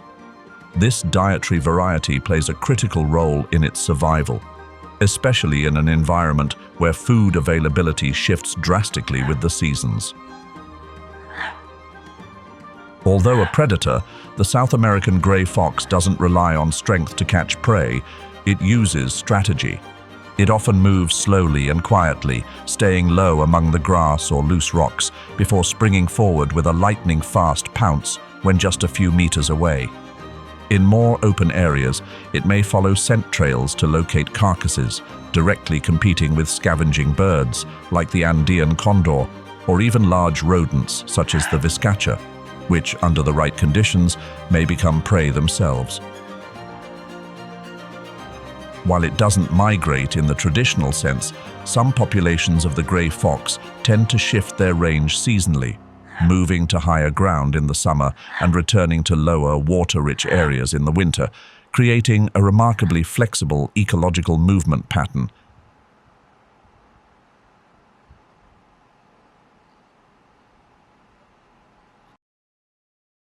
But aridity doesn't only give rise to creatures clad in muted tones. With its distinct yellow legs, the Andean flamingo stands out easily among large mixed flocks of other flamingo species.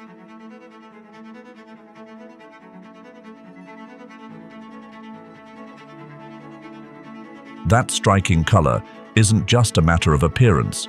It's linked to carotenoid pigments derived from its specialized diet, rich in microalgae and diatoms found in high salinity lakes.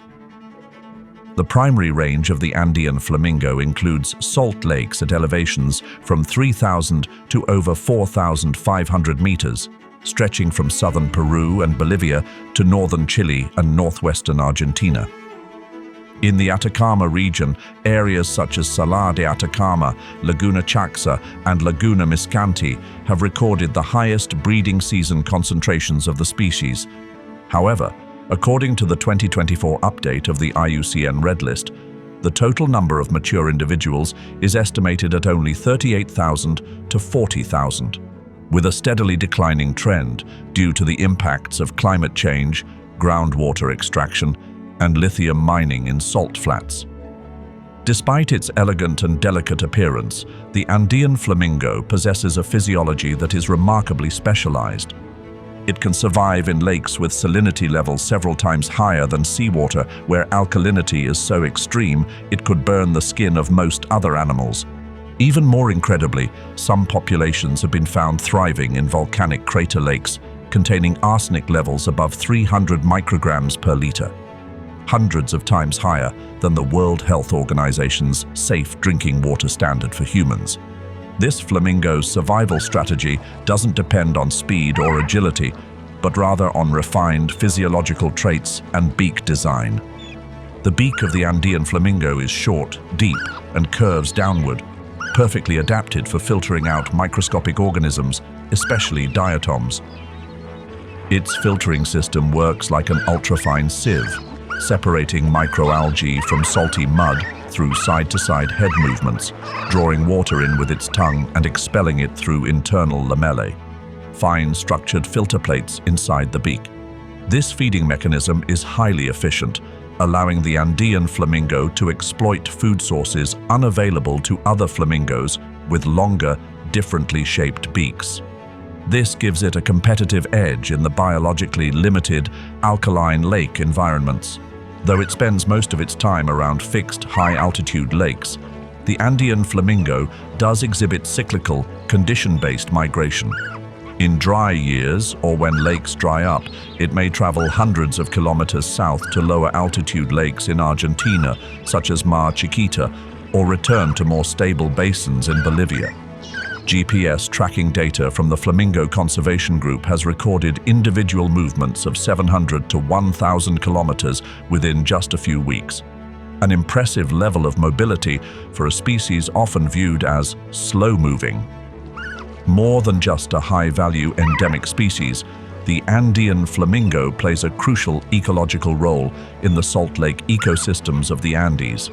By consuming algae, it helps regulate microbial populations and prevent harmful algal blooms. At the same time, its waste contributes to the remineralization of lake water, creating conditions that support bacteria and invertebrates, organisms vital to sustaining life in these closed basin ecosystems. However, these benefits are increasingly at risk due to the rapid expansion of lithium mining. a growing industry that extracts millions of liters of groundwater daily to produce raw materials for clean energy batteries.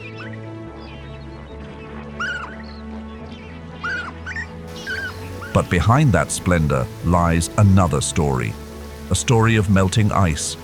The glaciers of the Andes, once natural reservoirs supplying fresh water to millions, are retreating at an alarming rate. In Chile, rivers like the Aconcagua and Maipo have seen their flow decrease by 60% and 40% respectively over just the past 40 years. Data from 2025 shows that Andean glaciers are losing an average of 0.7 meters in thickness each year, 35% faster than the global average. If current emission scenarios continue, the Andes could lose up to 58% of their total ice volume by the end of the century. This transformation affects not only water resources, but also the ecological fabric of high-altitude regions. Many plant species have begun climbing the mountains, migrating upward in search of cooler conditions. Species confined to summit zones, like some endemic amphibians, are now cornered at the edge of their biological range with nowhere else to go. In paramo regions, high-altitude wetlands that act as ecological sponges by filtering water and regulating climate, up to 50% of their area could disappear within the next 50 years. This threatens not only biodiversity, but also the millions of people who rely on the water these ecosystems manage. The Andes are not just a mountain range, they are a place where land, climate, and life are woven together into a vast biological tapestry. A place where nature's creativity, over millions of years, has shaped some of the most diverse ecosystems on Earth. And now, this very place is beginning to show the first cracks of a planet in transition. We have just journeyed together through the most raw glimpses of the greatest and most complete ecological machine on Earth. Which creature in today's episode changed how you look at the wild world? Is it the ancient hunters patiently waiting beneath the river, or the silent lynx keeping the wheels turning for the entire system? Share your thoughts in the comments below. Your understanding is the finest tribute to these wild creatures. Beneath the seemingly calm surface of the Mediterranean Sea, a vibrant and intense world unfolds every second. Atlantic bluefin tuna, the fastest tuna in the ocean, rockets forward like a steel arrow, chasing down schools of anchovies with powerful precision. But in the west, the orca, nature's most strategic hunter, emerges quietly like a calculated nightmare. At depths of 1,000 meters, sperm whales search for giant squid, navigating the icy darkness using a sonar system that echoes through the deep. It connects to the Atlantic Ocean through the Strait of Gibraltar, a narrow throat linking the deep inland waters to the vast open sea. Nowhere else do Europe and Africa come so close, just 14 kilometers apart. The geological history of the Mediterranean Sea reads like a tale of upheaval and transformation. Around 5.9 million years ago, this sea nearly dried up entirely during the event known as the Messinian salinity crisis. Water from the Atlantic Ocean was cut off, turning the entire basin into a vast, salty wasteland with sprawling salt lakes and sediment layers several kilometers thick.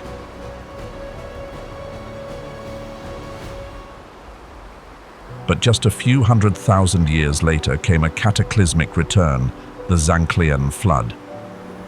Water from the Atlantic Ocean surged back in, refilling the massive basin in just a few years, with a flow rate estimated to be 1,000 times greater than today's Amazon River. This event didn't just restore the sea, it reignited a new cycle of life. Only 11% of species managed to survive the environmental shock, and it took another 1.7 million years for biodiversity to fully recover.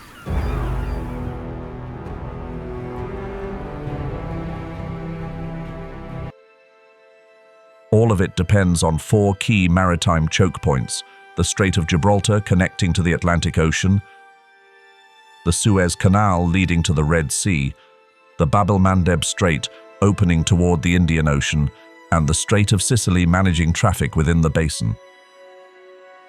Even a minor disruption, like the Suez Canal blockage in 2021, can shake the global supply chain, causing tens of billions of dollars in losses each day.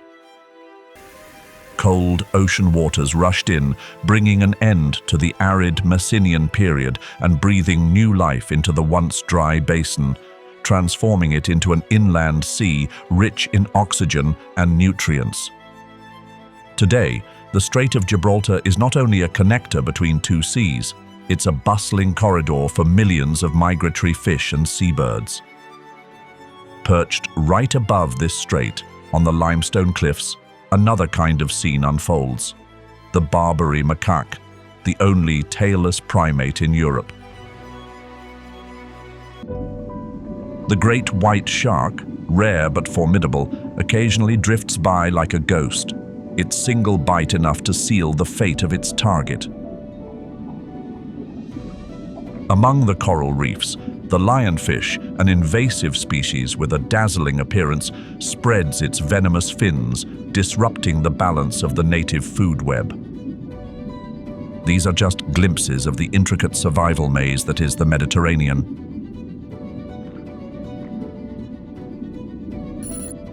Nestled between three ancient continents, where Europe meets Africa and Asia, the Mediterranean Sea is a living natural world, sculpted over time by geology, the sea, and the passage of centuries. Spanning approximately 2.5 million square kilometers with a coastline stretching up to 46,000 kilometers, it is the world's largest semi-enclosed sea on Earth. Today, the Mediterranean Sea stands as one of the world's major biodiversity hotspots. Its distinct climate, known as the Mediterranean climate, with hot, dry summers and mild, wet winters, shapes the coastal vegetation, ocean currents, and shoreline rainfall patterns.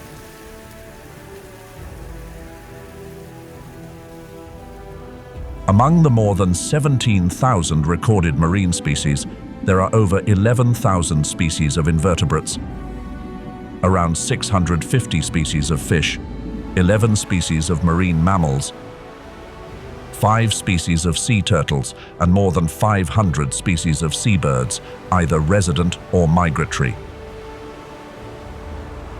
However, that rich biodiversity is under serious threat, with nearly 1,000 non-native species having entered the region, most through the Suez Canal, alongside the mounting impacts of climate change, pollution, and overexploitation. Today, the Mediterranean is far more than the largest semi-enclosed sea on Earth. It is where history, ecology, faith, and geopolitics flow together in a shared heartbeat of the world. Around 5.3 million years ago, a geological event opened a gateway that would define the fate of the Mediterranean. The Atlantic Ocean broke through a limestone barrier between the African and European continents, forming the Strait of Gibraltar, a narrow passage less than 60 kilometers long.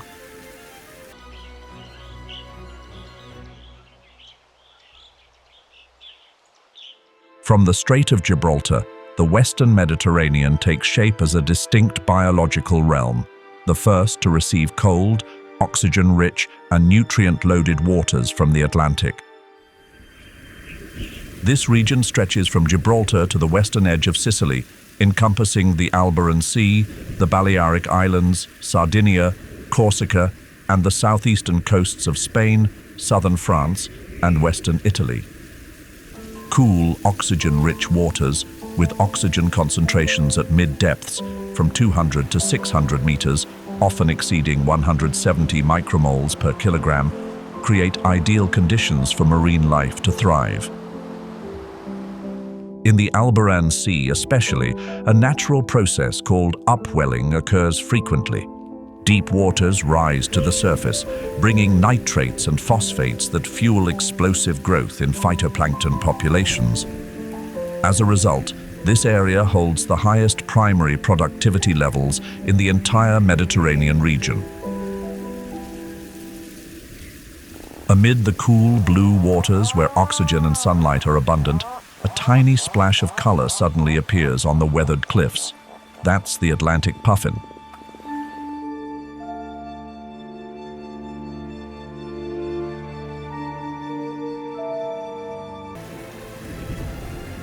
Positioned at the crossroads of Europe, Asia, and Africa, the Mediterranean has long served as a lifeline, nurturing the rise of brilliant ancient civilizations, like the Roman Empire, Greek city-states, and the Kingdom of Egypt. Its waves once carried Phoenician merchants, Roman legions, and even the missionary footsteps of St. Paul, who chose this very sea as the path to carry the word beyond the borders of Judea, planting seeds of faith from Antioch all the way to Rome. And this same sea, through thousands of years, has continued to hold its global stature, not only in the flow of history, but now also in the flow of commerce. Each year, the Mediterranean moves about 12% of global trade, equivalent to 1.9 trillion United States dollars, linking goods from Asia and the Middle East to Europe and the Americas. With strong hind limbs and wide, agile feet, these macaques climb skillfully across jagged rocks and low shrubs to forage for fruit, leaves, seeds, and insects. Rather than engaging in fierce competition, the males play an active role in caring for the young, a behavior that increases survival rates and strengthens social bonds within the troop. Their homes are found in the Rocky Mountains and temperate forests of Morocco, Algeria, and on the Rock of Gibraltar itself, the gateway of the ocean linking the Atlantic with the Mediterranean.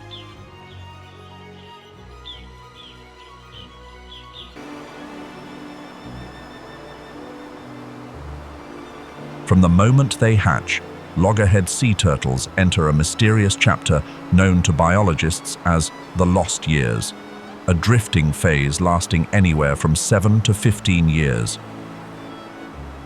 During this time, they follow major ocean currents like the Gulf Stream and Canary Current, where floating mats of sargassum algae offer both food and shelter. These floating habitats help shield the young turtles from larger predators during the most vulnerable period of their lives. An average adult loggerhead sea turtle weighs around 135 kilograms, with a carapace that reaches up to 90 centimeters in length. They typically begin reproducing between the ages of 17 and 33 and can live for more than 60 years in natural conditions. A single turtle may return to the very stretch of sand where it once hatched to lay its own eggs after decades of roaming the open ocean, a remarkable behavior that continues to puzzle modern science. Once they reach maturity, loggerheads return to coastal waters and begin selecting long-term foraging grounds. The Western Mediterranean has become one of their key destinations thanks to its open marine ecosystems, high primary productivity, and nutrient-rich currents. In particular, the Alboran Sea experiences powerful upwelling events that boost food chain activity, supporting the growth of small fish and crustaceans, the loggerhead's preferred prey.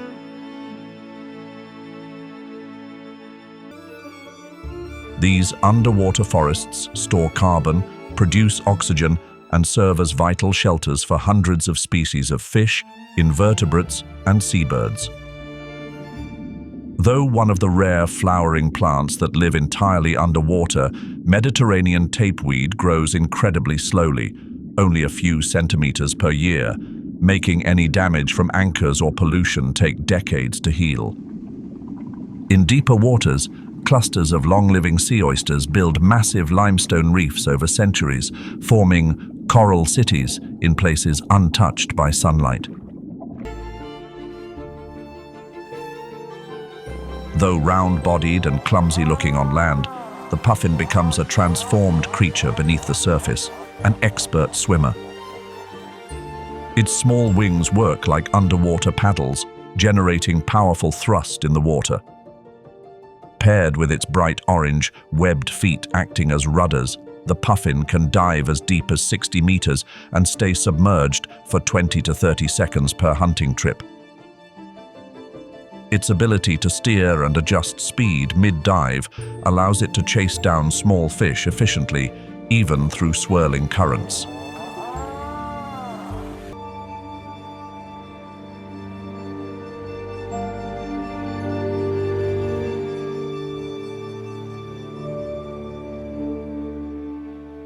Often nicknamed the clown of the sea for its striking triangular beak painted in bright red, orange, yellow, and slate grey, the puffin's colourful look feels almost hand-drawn.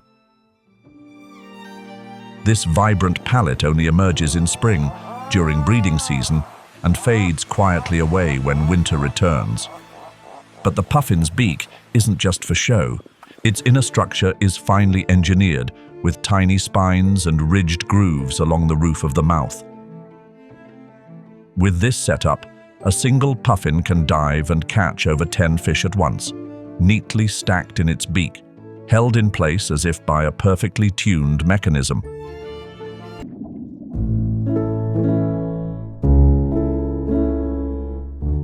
Beneath the clear waters of the western Mediterranean, vast stretches of Posidonia oceanica form silent underwater meadows. Loggerhead sea turtles are frequent visitors to these seagrass beds, drawn here to feed and rest, deeply intertwined with an ecosystem that has existed for thousands of years. The oversized head of the loggerhead is more than just a distinctive feature. It's a specialized hunting tool. Inside that seemingly bulky head lies a powerful jaw structure, capable of delivering one of the strongest bites among sea turtles.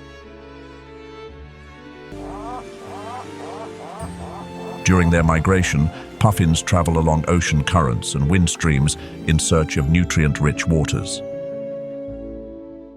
The Alboran Sea, in particular, benefits from the interplay between Atlantic flows and local winds, producing a recurring upwelling effect.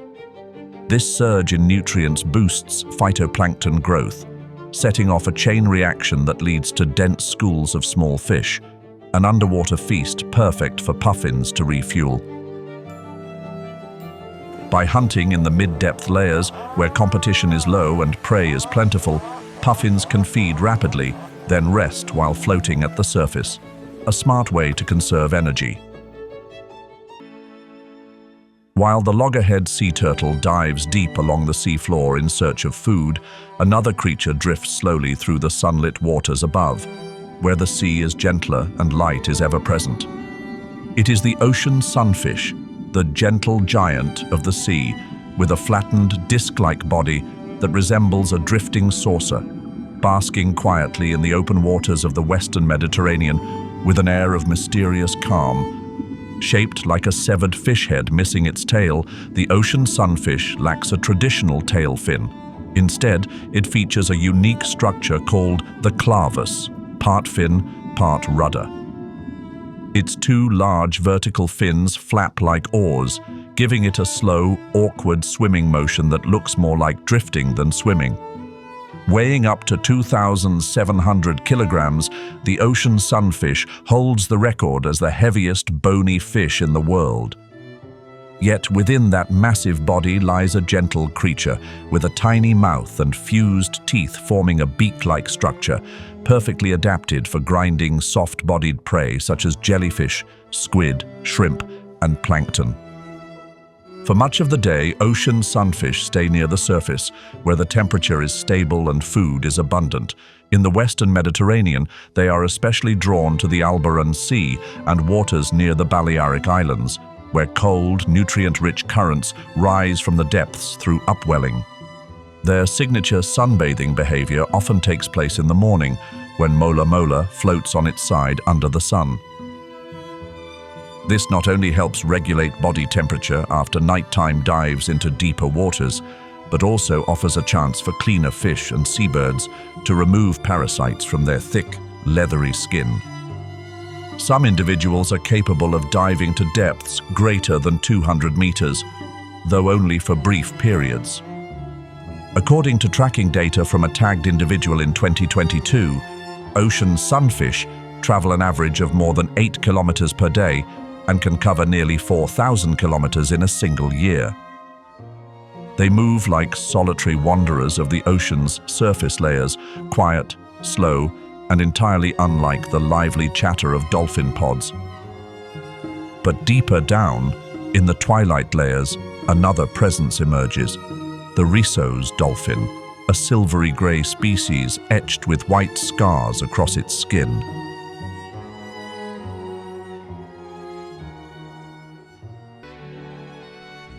This allows the loggerhead to crush the hard shells of crabs, snails, clams, and bottom-dwelling crustaceans with ease.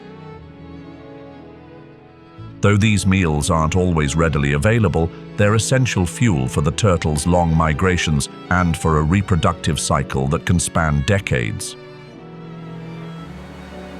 Despite their slow, awkward movements on sandy shores, loggerheads are capable of swimming thousands of kilometers between nesting sites and feeding grounds. In the Pacific Ocean, some individuals have been recorded traveling over 14,500 kilometers from Japan to the waters off Mexico. In the Mediterranean, their journeys are shorter but no less demanding. They must navigate deep waters, countercurrents, and areas dense with fishing activity. To find their way, loggerheads rely on Earth's magnetic field as a natural map, an extraordinary navigation skill that science is still working to fully understand. Now, let's dive deeper beneath the waves.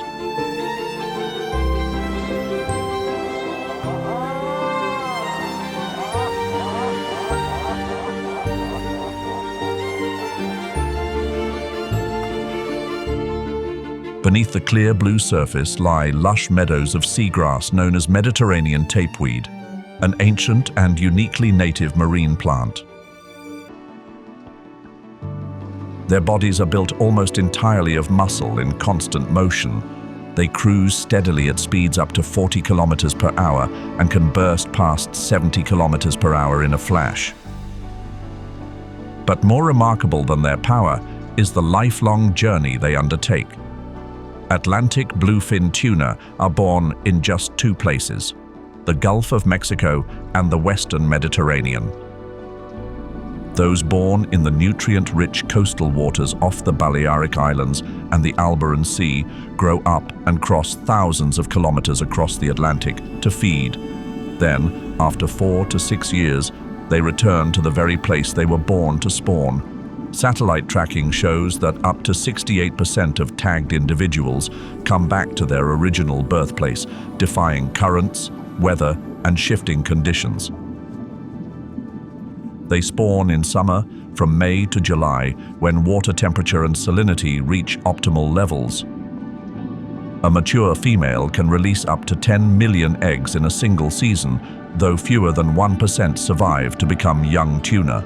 To sustain the population, they rely on safe waters, undisturbed by fishing, free of pollution, and consistently deep. The coastal zones of Spain and the western shores of Sicily offer ideal conditions, with cool, oxygen-rich waters and stable currents. Commercially, Atlantic bluefin tuna commands sky-high value. A single fish can be auctioned for up to $3 million at premier seafood markets in Tokyo. Their prized belly meat, known as toro, has a melt-in-your-mouth texture and rich, buttery flavor, ranking among the most luxurious ingredients in sushi and sashimi cuisine. But toro isn't only a delicacy for humans, it's also a favorite target of orcas.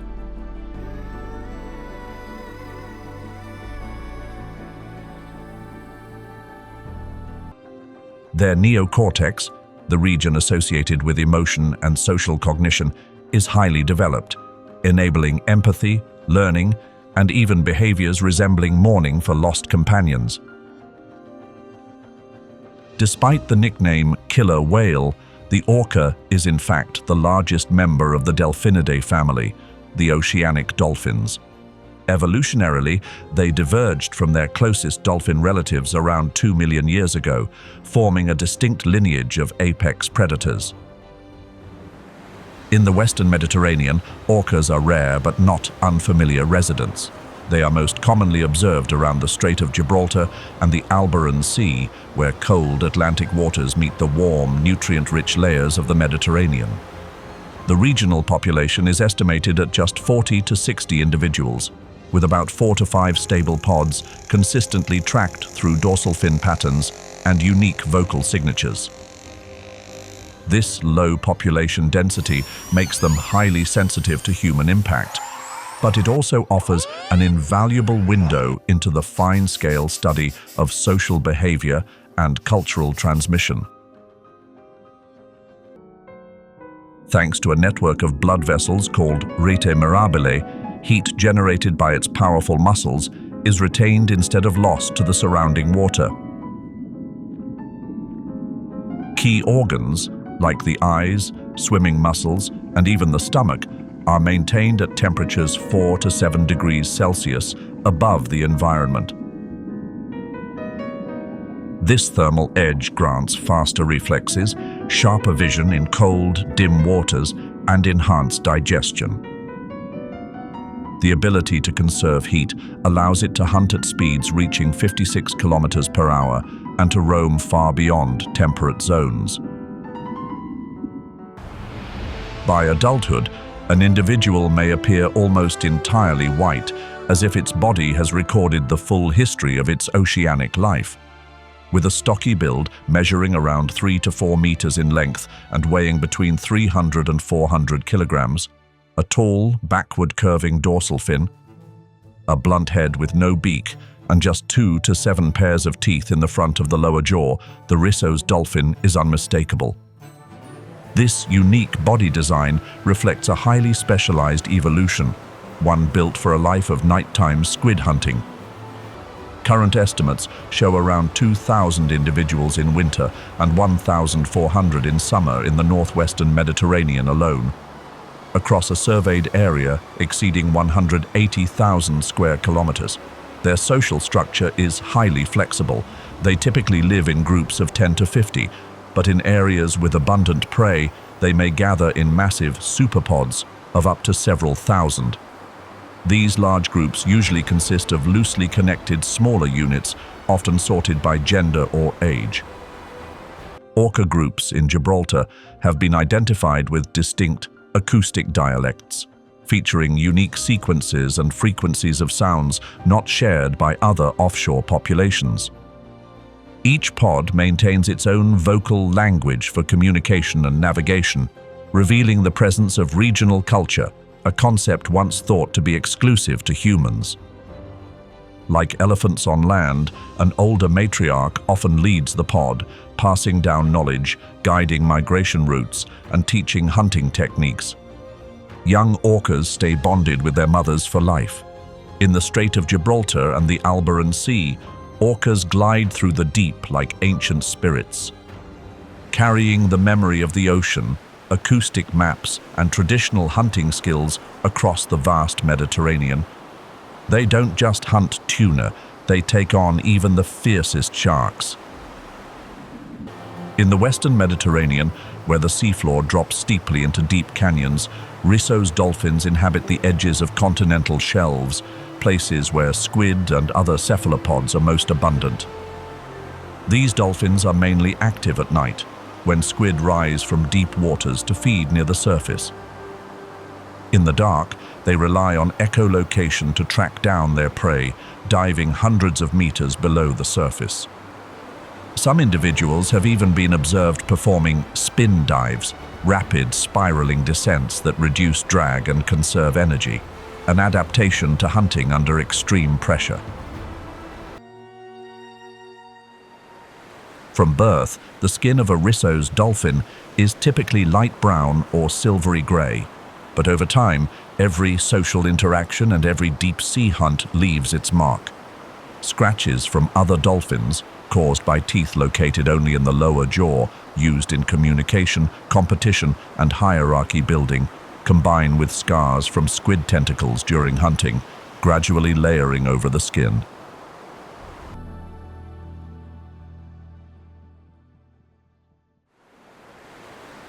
Beneath the dark blue waters of the Albaran Sea, pods of orcas are often seen patrolling tuna grounds, where local fishermen set traditional tuna traps. With finely tuned hearing and meticulous encircling tactics, they target adult Atlantic bluefin tuna, fish renowned for their power and speed.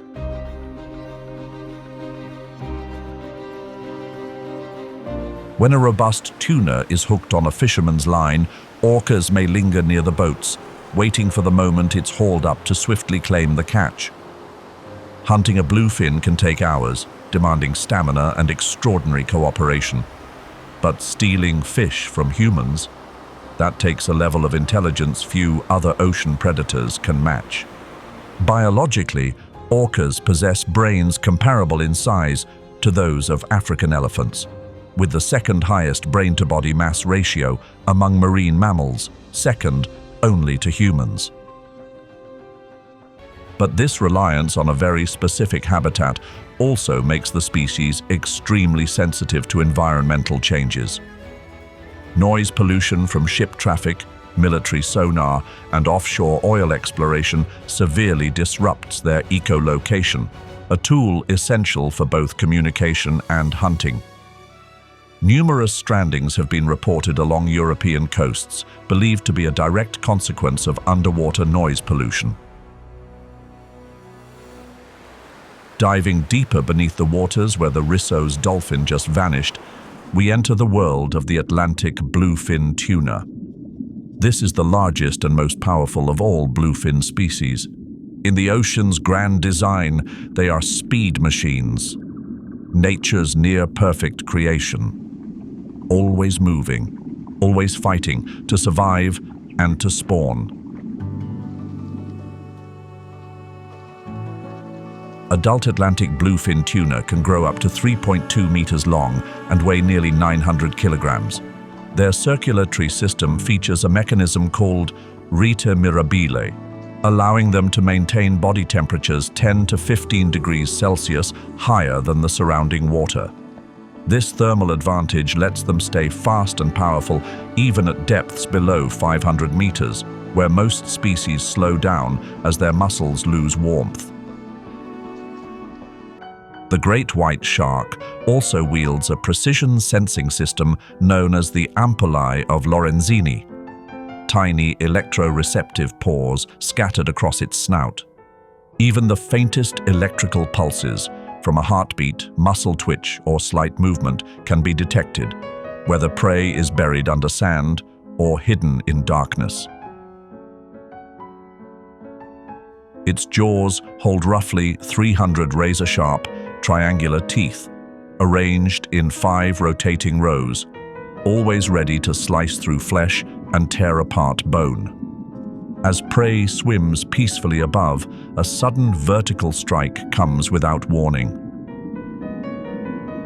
With a bite force of up to 18,216 newtons, bones shatter the moment those triangular blades lock in. It all happens in seconds, swift, brutal, and impossible to escape. As an apex predator, the great white shark sits at the top of the oceanic food chain. Survey data collected between 2009 and 2021 off the coast of Catalonia estimated Risso's dolphin density at around 0.0078 individuals per square kilometer. The average distance from shore where they were recorded exceeded 31 kilometers, with depths reaching up to 1,754 meters. However, since 2014, a noticeable shift has occurred. More individuals have been observed farther offshore, an average of 47 kilometers, suggesting a redistribution toward deeper waters.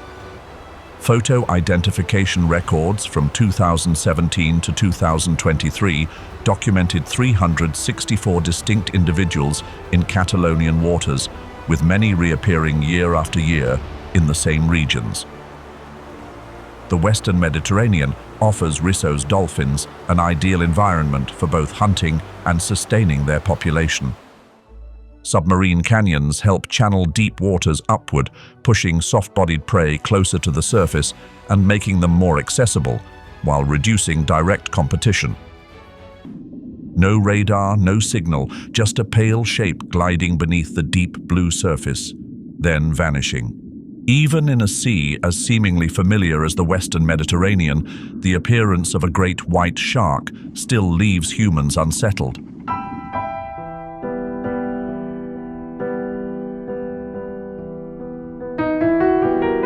Its large, cold, coal-black eyes, saw-edged teeth, and scar-laced body serve as a stark reminder. The ocean still holds wonders far beyond our reach. This species can grow to lengths of 6 or even 7 meters, weighing over 2,000 kilograms at maturity, with a body engineered as a perfectly streamlined weapon. In the dusky blue mid-waters of the Mediterranean, a sleek figure shimmers in turquoise and glides past like a streak of cold light.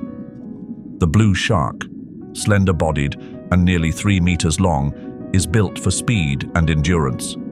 It doesn't hide or ambush. Instead, it moves horizontally and continuously, sweeping through open water with elongated fins and a blade-like grace. Its keen sense of smell can detect diluted traces of blood from hundreds of meters away, signaling the moment the hunt begins.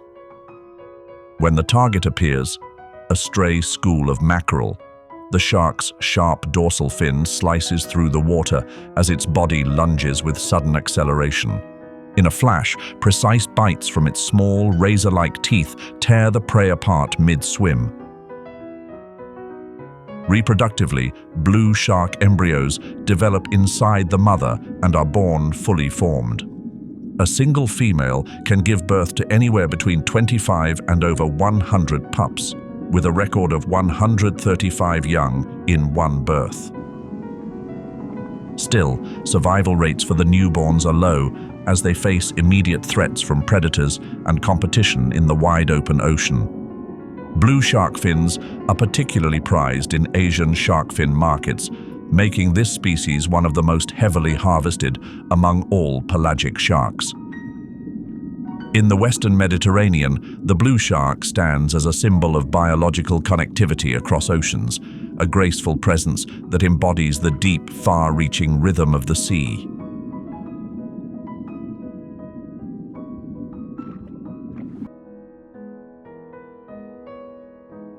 Unlike the sudden, silent presence of the great white shark, the blue shark is seen more frequently, yet it remains an enigma.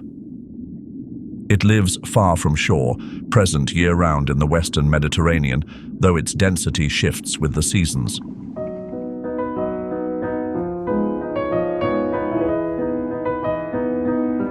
Satellite tag data reveals that from May to October, blue sharks are most concentrated in the Alboran Sea and the deep offshore waters near the Balearic Islands, where ocean currents converge and food becomes plentiful. A hallmark species of the family Carcharinidae, the blue shark traces its evolutionary roots back to the late Cretaceous period, over 60 million years ago. It has no natural enemies except the orca, a hunter equipped with sonar precision and strategic coordination. When these two titans meet, victory doesn't hinge on teeth or speed, but on teamwork and memory. Orcas flip sharks onto their backs, exploiting a biological vulnerability that renders them immobile for minutes, then strike with surgical accuracy at the liver, their most energy-rich organ. The great white shark may be a fearsome hunter, but against the orca, it becomes prey with no room to fight back. Today, the species faces a serious risk of disappearing due to its slow reproductive rate, giving birth only once every 2 to 3 years to just a handful of pups. Combined with pressures from bycatch, fin and tooth harvesting, and tissue trade, the Mediterranean population has declined by as much as 96% compared to a century ago. The International Union for Conservation of Nature now classifies the great white shark in this region as critically endangered, just one step away from vanishing from the wild. Though not an active predator, the fin whale is one of the planet's largest biological filters, playing a vital role in the marine carbon cycle and rebuilding midwater biomass. Each day, a single whale can consume between 1,800 and 2,500 kilograms of plankton and small fish, indirectly regulating plankton density and influencing the entire open sea food web.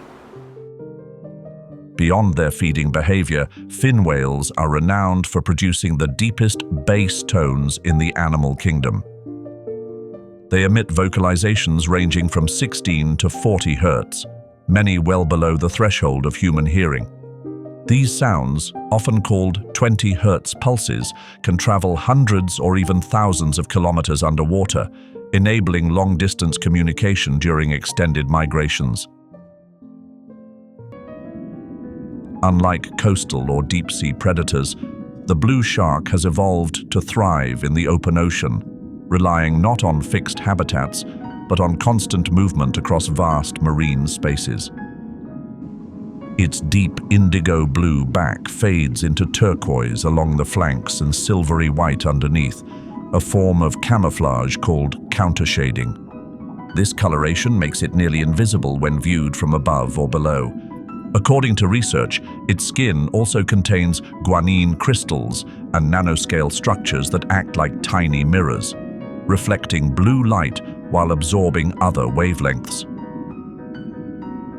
In the Western Mediterranean, their migratory behavior is strongly shaped by seasonal changes in water temperature and ocean currents, as well as pressure from maritime traffic and industrial noise.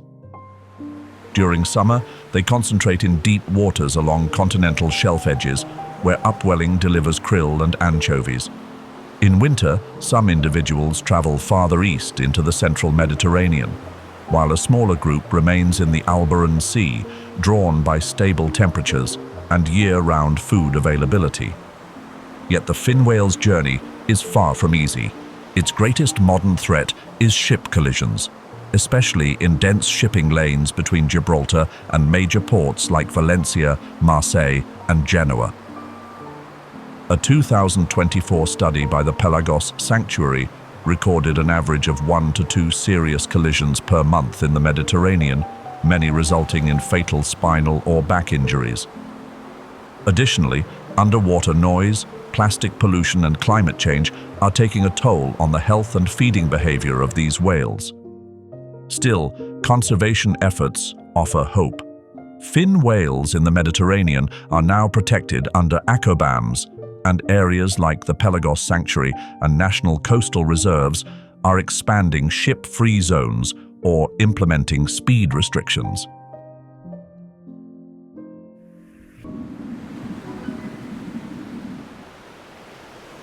As the blue shark slices through the open ocean like a living blade during its hunts, far below, at depths of 300 to 500 meters, a colossal silhouette quietly emerges.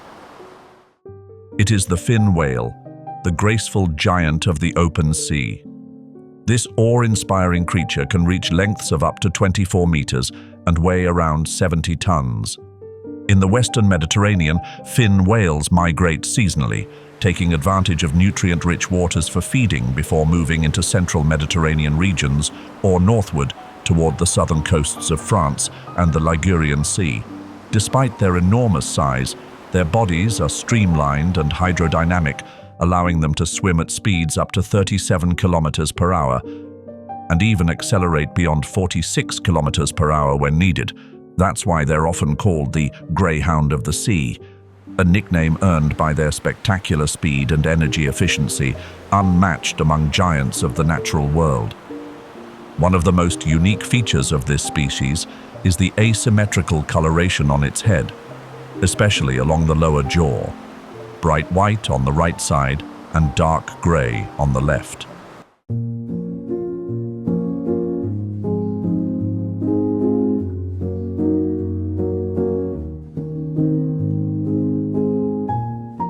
Just beyond the hunting grounds of the mako shark in the deep waters of the central Mediterranean, among vast seafloor ridges and continental shelves, the sperm whale emerges.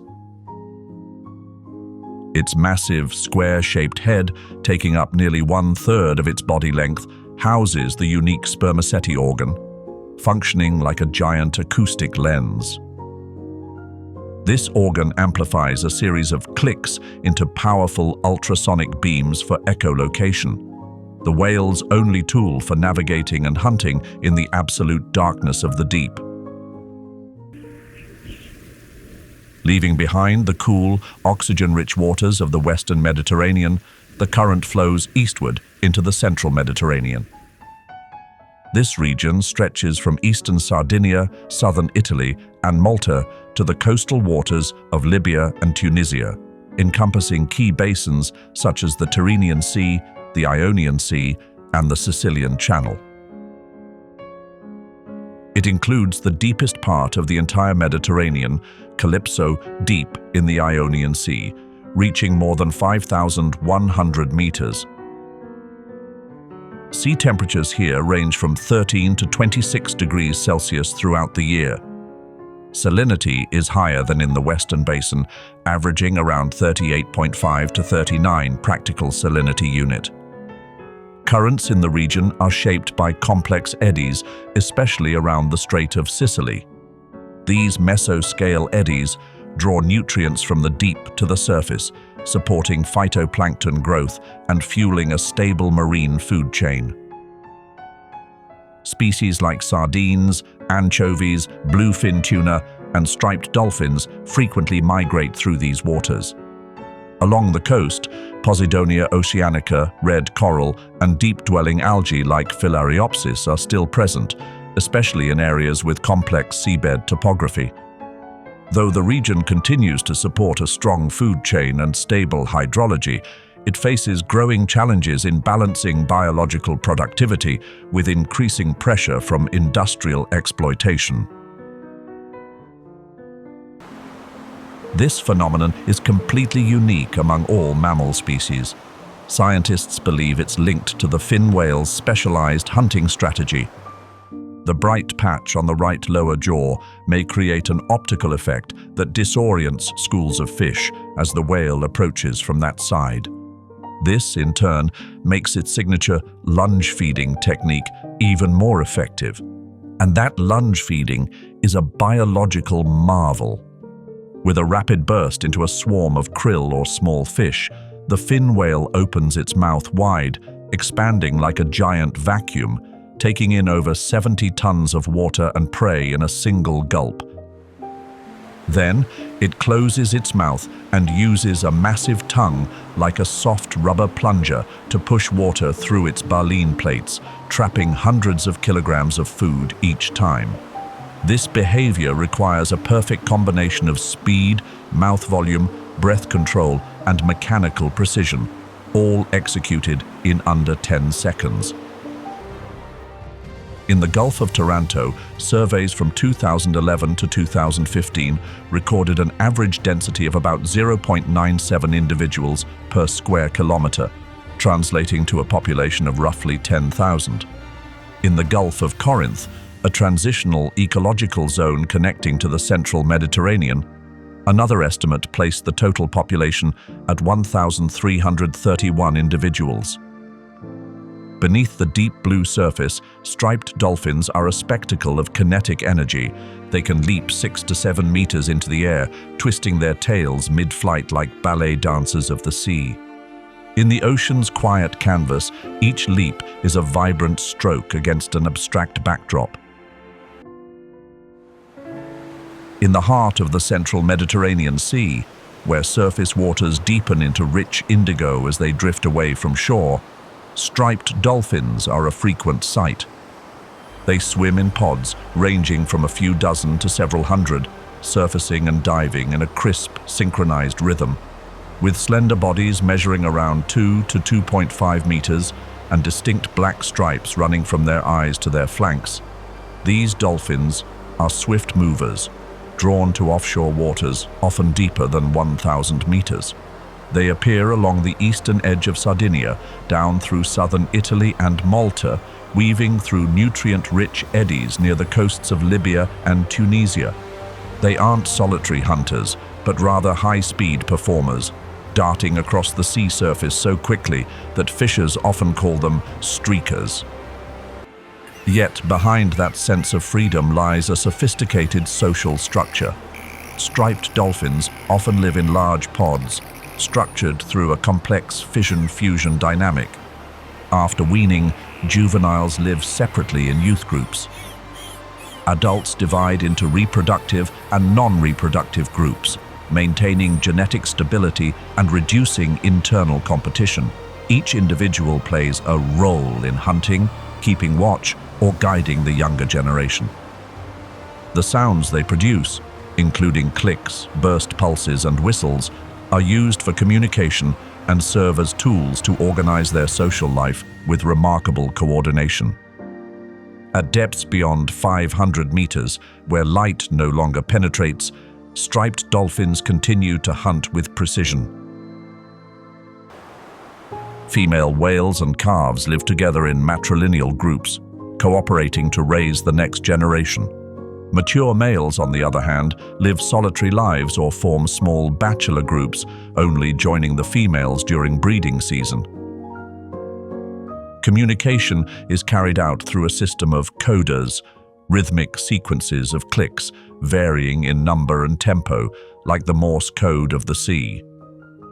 The reproductive biology of sperm whales is exceptionally slow. Females reach breeding length at around 10 to 12 meters, while males grow to about 16 to 18 meters, weighing tens of tons.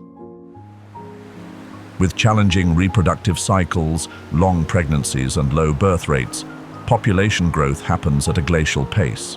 Dives that last up to an hour or more into the abyss push the limits of pressure and oxygen. The sperm whale's body is built to endure extreme depths. Its ribcage is flexible rather than rigid, allowing it to compress under pressure without breaking. Still, studies have found that older whale skeletons often show signs of vascular necrosis, similar to decompression sickness in humans.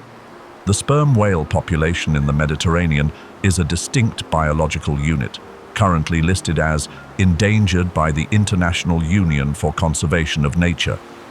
About 97% of recorded individuals are found in the Western Mediterranean.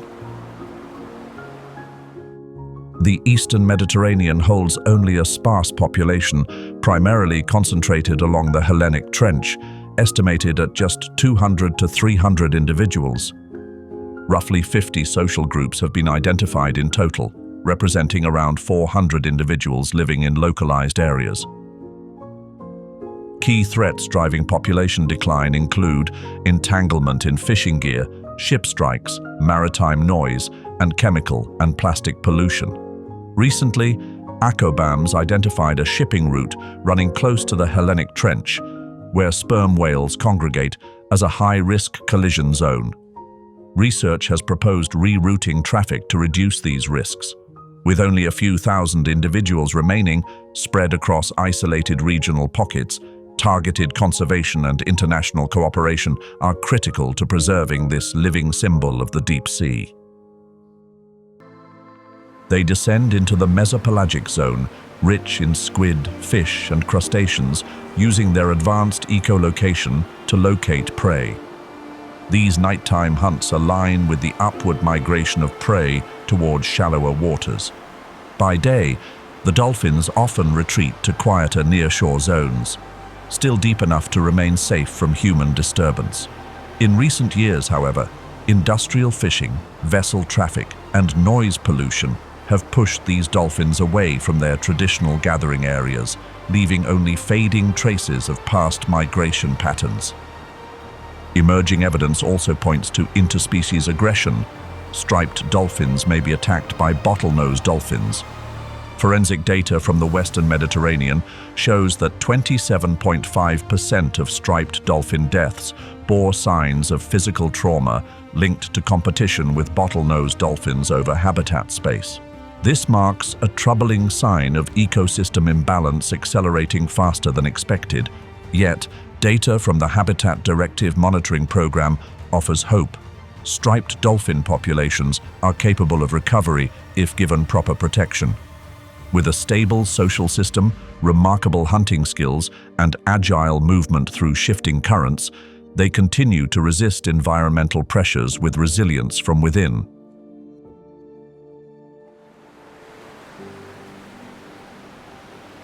Right beneath the waves where the striped dolphin had just vanished into the deep blue of the central Mediterranean, a long, sharp silhouette silently emerged from deeper waters. It was the swordfish, the lone hunter of the open ocean, wielding a signature weapon that feels like a natural extension of its speed and raw power. But in the central Mediterranean Sea, there is one other contender known for its speed, often dubbed the warm-blooded cheetah of the ocean. That is the short-fin mako shark. A solitary hunter, constantly in motion, constantly fighting to survive in an ocean that changes with each passing day. As the current flows farther east, we enter the eastern Mediterranean, the stretch of sea from the eastern coast of Crete and Libya to the shores of Egypt, Israel, Lebanon, Syria, Turkey, and the island of Cyprus. This region includes the Levantine Basin and the eastern part of the Aegean Sea, and it is known as the hottest and saltiest area in the entire Mediterranean. Summer temperatures often rise above 30 degrees Celsius, with average salinity levels exceeding 39 practical salinity units. The water is low in nutrients, highly transparent, and biologically unproductive. Its layers are clearly stratified with limited mixing, which prevents nutrients from rising to the surface. The food chain is short, native species are sparsely distributed, and they are easily displaced. Since the opening of the Suez Canal, the phenomenon of Lessepian migration has brought over 1,000 species from the Red Sea into the area, where they have become increasingly abundant, outcompeting and overwhelming native marine life. The eastern Mediterranean is where the combined effects of climate warming and biological invasion are most sharply visible across the entire Mediterranean Sea.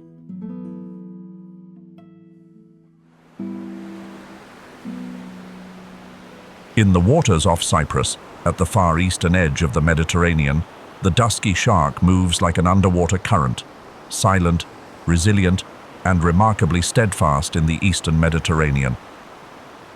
This is a species that doesn't choose explosive action, but instead follows a slow-living strategy. Nearly 2 years of pregnancy, the longest reproductive cycle among all shark species, to bring forth offspring already prepared for a harsh world.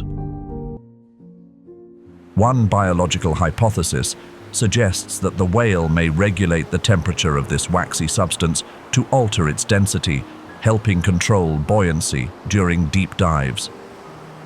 A sperm whale's hunting journey often lasts up to 90 minutes.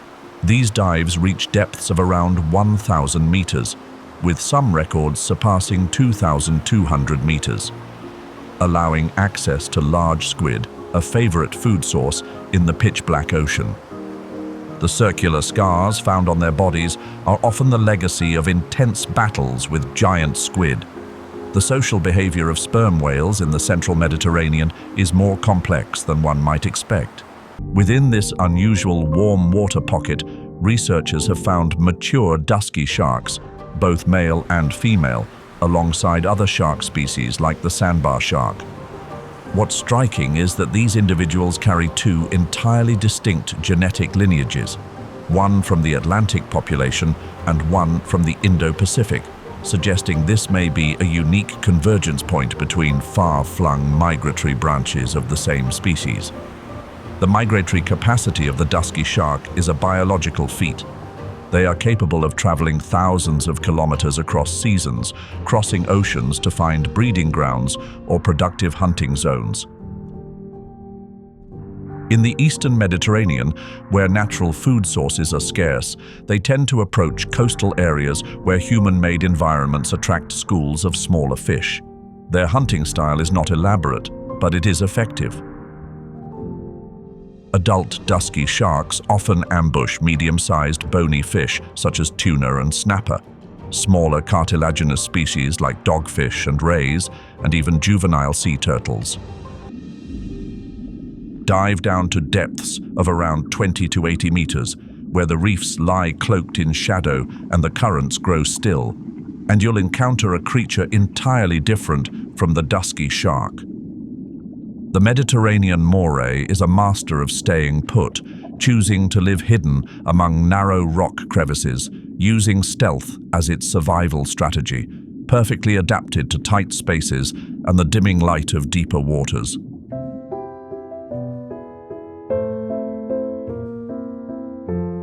Its long, muscular body is coated in a slick layer of mucus that protects against parasites, sharp surfaces, and reduces friction as it slithers through jagged reef crevices. In some cases, this mucus layer contains mild hemolytic toxins that can cause slight skin irritation upon direct contact with humans. The dusky shark lives a life so slow-paced that it seems almost out of sync with the fast-moving world of the open sea. Females don't begin reproducing until around year 21. Males reach maturity slightly earlier, at about year 19. Once mating occurs, pregnancy lasts between 22 and 24 months, one of the longest gestation periods among all vertebrates. And after giving birth to about 6 to 12 pups, the mother requires an additional year to recover before she can reproduce again. A single reproductive cycle can stretch to 3 full years. This means that even under ideal conditions, a single female may only produce a few dozen offspring in her entire lifetime, far too few to offset the rate at which humans are extracting them from the sea. In the eastern Mediterranean, this species moves quietly along coastal currents, particularly near warm water discharge zones like the area surrounding the Hadara power plant in Israel. There, heated water released from turbine systems creates a thermal pocket beneath the surface, unintentionally forming a congregation zone for many marine species. With a body often likened to the classic image of a shark, the dusky shark has a long, torpedo-like shape, a tall, arched dorsal fin, and a large, powerful tail. Adults can grow beyond 4 meters in length and weigh over 340 kilograms. Every detail evokes the illustrations found in old oceanographic studies of great oceanic sharks. Yet behind this iconic appearance lies a biological paradox. In the coastal waters of the eastern Mediterranean, their primary prey includes small forage fish, sardines, anchovies, as well as squid and rock crabs. They will also scavenge large marine carcasses when the opportunity arises. What sets them apart is their dietary flexibility, allowing them to survive in some of the harshest marine environments. Even so, the survival journey of this species remains precarious. In the Mediterranean Sea, where sharks and rays are declining at the fastest rate anywhere in the world, the dusky shark's outlook is no brighter. With a slow life cycle, infrequent reproduction, and intense harvesting pressure, especially from frequent bycatch in tuna and swordfish fisheries, their ability to recover is extremely fragile. Their large, elegant fins hold high value on the international market, adding even greater pressure from targeted fishing. This mechanism operates independently from the main jaws, enabling the moray to catch and swallow prey efficiently in tight spaces where other fish would struggle to create suction. Mediterranean morays also allow cleaner shrimp to enter their mouths or gill slits to remove parasites and leftover food debris. This behavior is commonly observed on reefs in the Aegean and Levantine seas, showing that even in an ecosystem with low biological productivity, delicate natural balance systems still persist. Historically, this species held notable status. The ancient Romans kept them in artificial saltwater ponds called vivaria, where they were raised as a delicacy for the elite.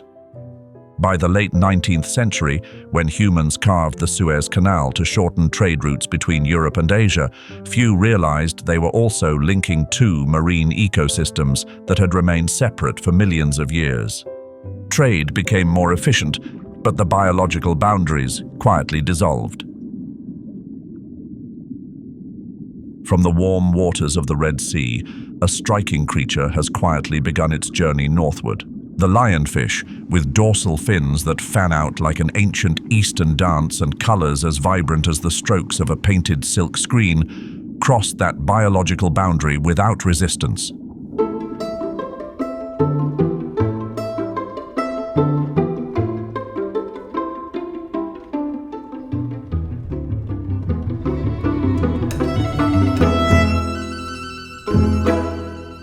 It settled in the eastern Mediterranean, where the sea is clear but nutrient-poor, and where the coral and coastal reef systems no longer hold the strength to resist.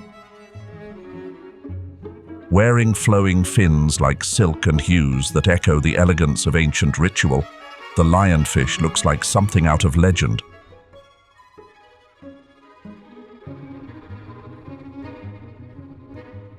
But behind that mesmerizing appearance lie venomous spines that punish those who get too close, and an unfolding ecological nightmare. Each fin holds a series of needle-sharp spines, and 18 of them serve as venom delivery systems. The venom, a complex protein-based toxin, can cause intense localized pain and swelling. In rare cases, it may lead to systemic symptoms such as vomiting, mild respiratory distress, or dizziness. Once native to the Indo-Pacific, the lionfish has become one of the most notorious invasive species in marine history. First recorded off the Israeli coast in 1991, it quickly spread throughout the Levantine basin. By 2024, research from Wageningen University reported increasing numbers along the coastlines of Turkey, Lebanon, Egypt, and more recently, southern Greece.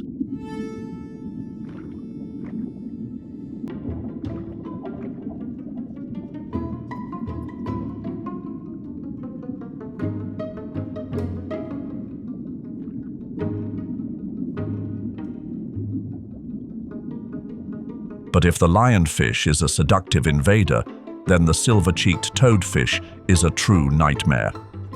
Only 20 to 40 centimeters in length, no one would suspect that it carries a neurotoxin thousands of times more potent than cyanide. With no predators and no control, it reproduces rapidly and is quietly dismantling the ecosystems it invades.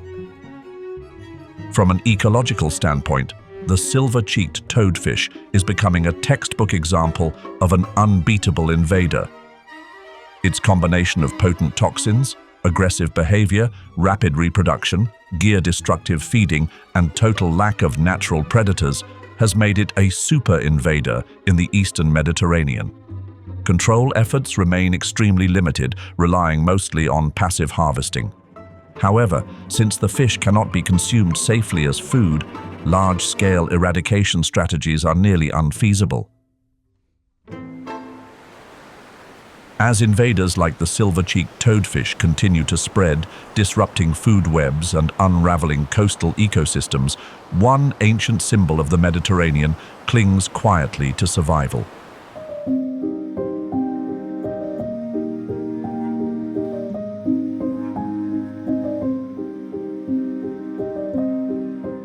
The Mediterranean monk seal, the rarest seal species in the world, carries no toxins, no overpowering tactics, only a deep-rooted instinct for survival.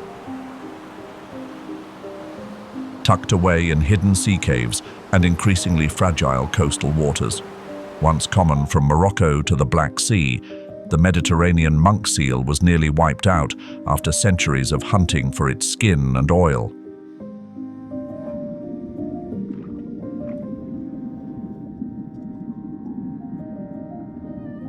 By the early 21st century, fewer than 500 individuals remained on Earth. Thanks to dedicated conservation efforts, by 2024, the population has risen to an estimated 815 to 997 individuals, found primarily in Greece, Turkey, and Mauritania. Greece and Turkey together now host about 30 to 40% of the global population. Once they gave birth on open beaches, but now these seals seek refuge deep inside water-flooded caves, dark, secluded, and difficult to reach, a survival strategy born from a long history of human persecution. Ironically, this behavior now makes them vulnerable to sea level rise and powerful storms, which can flood or wash away entire caves along with their pups. Unlike many pinnipeds that gather in large colonies, monk seals tend to live solitary lives. With dark brown coats and rounded heads, they've earned their nickname as the quiet monks of the sea. Its back is covered in irregular mottled patterns resembling fractured stone, blending artfully with the seabed and offering excellent camouflage. A continuous ribbon-like fin runs from the dorsal to the tail, wrapping the body in a silken flow that allows the moray to glide in soft, wave-like movements. This species is loyal to fixed rock formations and coral reefs, sometimes found scattered as deep as 100 meters. Each individual may occupy a small, defined territory for many years, showing a clear sense of territoriality. The Mediterranean moray grows slowly, with an average lifespan of up to 38 years. Adults typically reach lengths of 1.2 to 1.5 meters.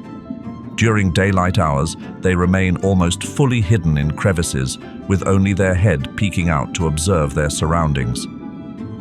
When night falls, they slip silently from their shelters, using their acute sense of smell to follow trails of blood, slime, or decay. Their diet is diverse, but primarily includes small fish, crabs, shrimp, and especially octopus and squid, prey that are also active during the night. In addition to their sharp outer jaws, they possess a set of pharyngeal jaws located deep in the throat, capable of lunging forward to pull prey into the esophagus.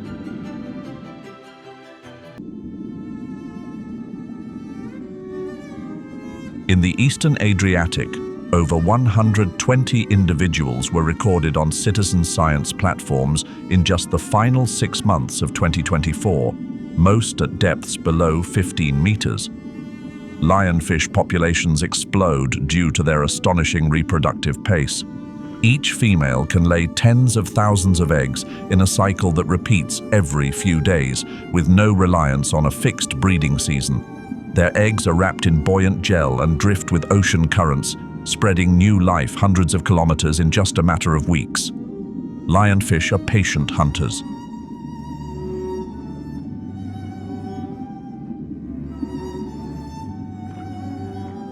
Their ornate pectoral fins expand outward to trap small fish or crustaceans against reef walls. Some individuals even squirt jets of water to confuse their prey. When the moment is right, they strike in a flash, faster than a blink, and the prey vanishes in less than a second.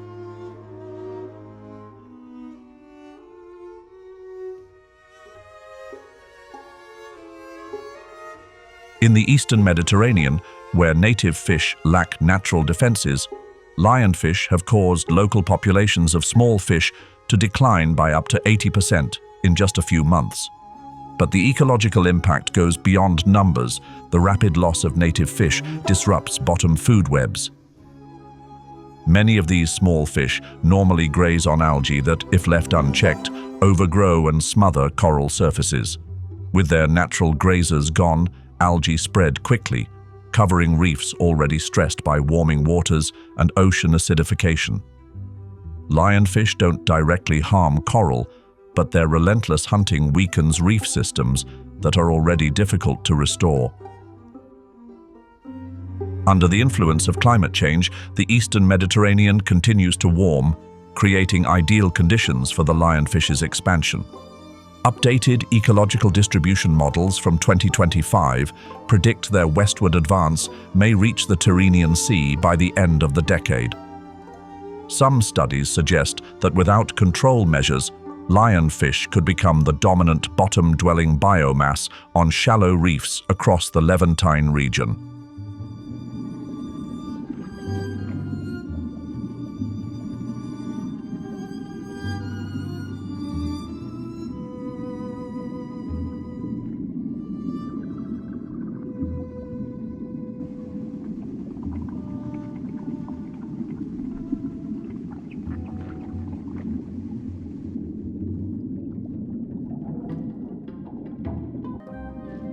Yet their ecological role is far from quiet. As top predators, they help regulate populations of bottom-dwelling fish, cephalopods, and crustaceans in shallow waters under 200 meters, often rich in seagrass beds and rocky bottoms. Greece is currently home to the largest known population, with key sites including Giaros Island and the Alonissos Marine Park, where the number of pups has increased by 185% over the past 2 decades. Turkey has recorded about 120 individuals along the coasts of Mersin, Hatay, and Antalya, areas that have become increasingly important as migratory and breeding corridors for the species. Still, they continue to face threats from fishing nets, tourism activity, and high levels of inbreeding due to isolation. Not cunning like the toadfish, nor radiant like the lionfish, the monk seal survives through quiet resilience and adaptation. Its return is living proof of nature's ability to recover when given the chance.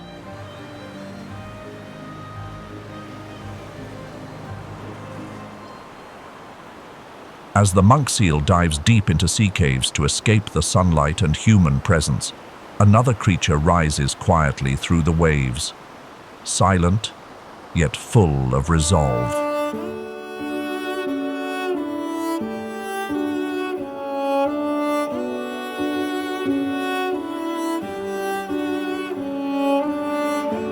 It is the European shag, a coastal seabird deeply bound to the towering cliffs and deep nearshore waters of the eastern Mediterranean. This is a Mediterranean endemic seabird species with an evolutionary history stretching back over 9 million years. Unlike its close relative, the great cormorant, the European shag is fully devoted to saltwater environments, especially nearshore seas with steep rocky bottoms and nutrient-rich currents. Its slender frame, sloped head, and sharp beak are perfectly adapted to rugged underwater terrain.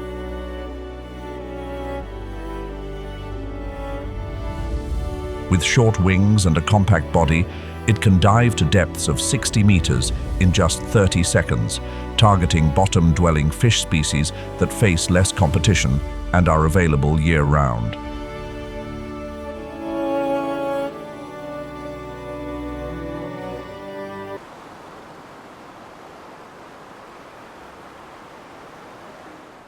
By June 2025, marine heat waves arrived earlier than usual, with temperature anomalies reaching 6 degrees Celsius in many western regions.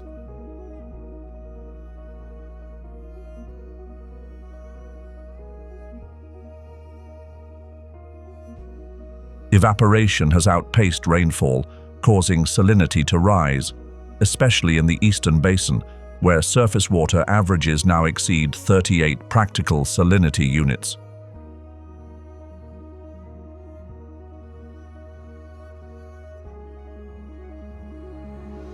Ecosystems are taking a heavy toll. Mass coral die-offs, seagrass turning pale, and benthic organisms weakening.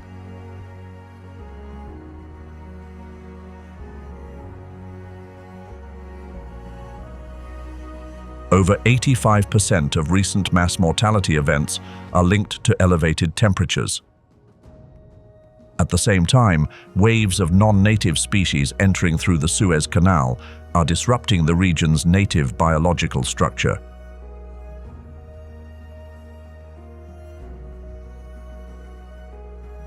Even the fin whale, the only large whale species resident in the Mediterranean, with only 1,500 to 2,000 individuals remaining,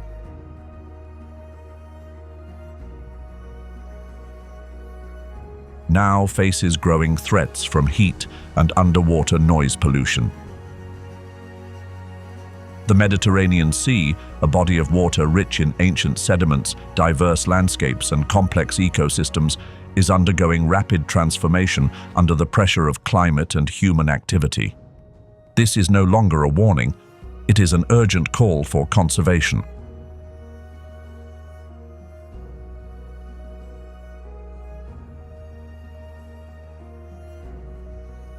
As of 2025, the Mediterranean has established over 1,000 marine protected areas covering about 9.4% of its surface. But less than 1% of that is under strict protection. In Greece, 2 new marine parks totaling 27,500 square kilometers have just been announced, alongside a plan to ban all bottom trawling in sensitive zones.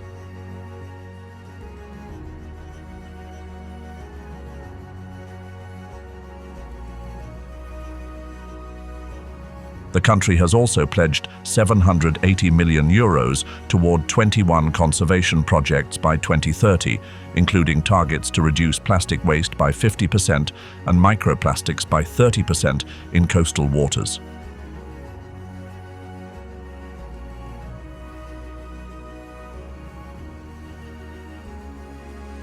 Meanwhile, coral and endemic species restoration efforts are gaining momentum.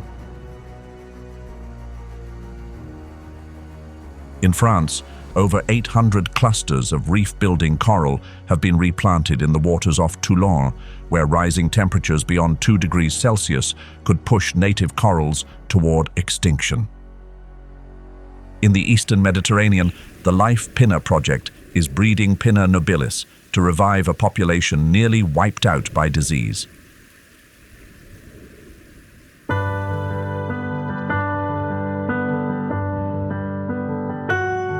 Technology is also playing a key role. AIS tracking systems from Global Fishing Watch detected over 9,500 illegal fishing days within marine protected areas in a single year. Across multiple countries, other effective area-based conservation measures, OECMs, are being developed in parallel to help reach the global Kunming-Montreal target of protecting 30% of ocean area by 2030. These solutions rely on political will, but they are already producing real results. Wildlife recovery, reduced fishing pressure, and renewed opportunities for ecosystem rebuilding.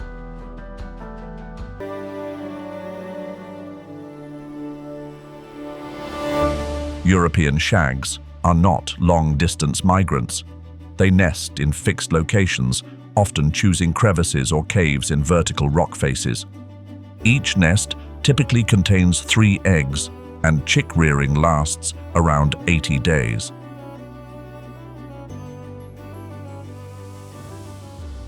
In the Adriatic, about 4,900 individuals overwinter, primarily along the coasts of Croatia and Italy. Brijuni National Park alone records between 150 and 250 nests per year. However, numbers are slowly declining due to tourism pressure, light pollution, and incidental bycatch. Yet the challenges facing the Mediterranean don't end there. This sea is warming at more than twice the global average rate. From 1982 to 2019, sea surface temperatures rose by 1.3 degrees Celsius. In the summer of 2024 alone, offshore waters near Corsica recorded 30.8 degrees, 5 degrees higher than the previous decade's average.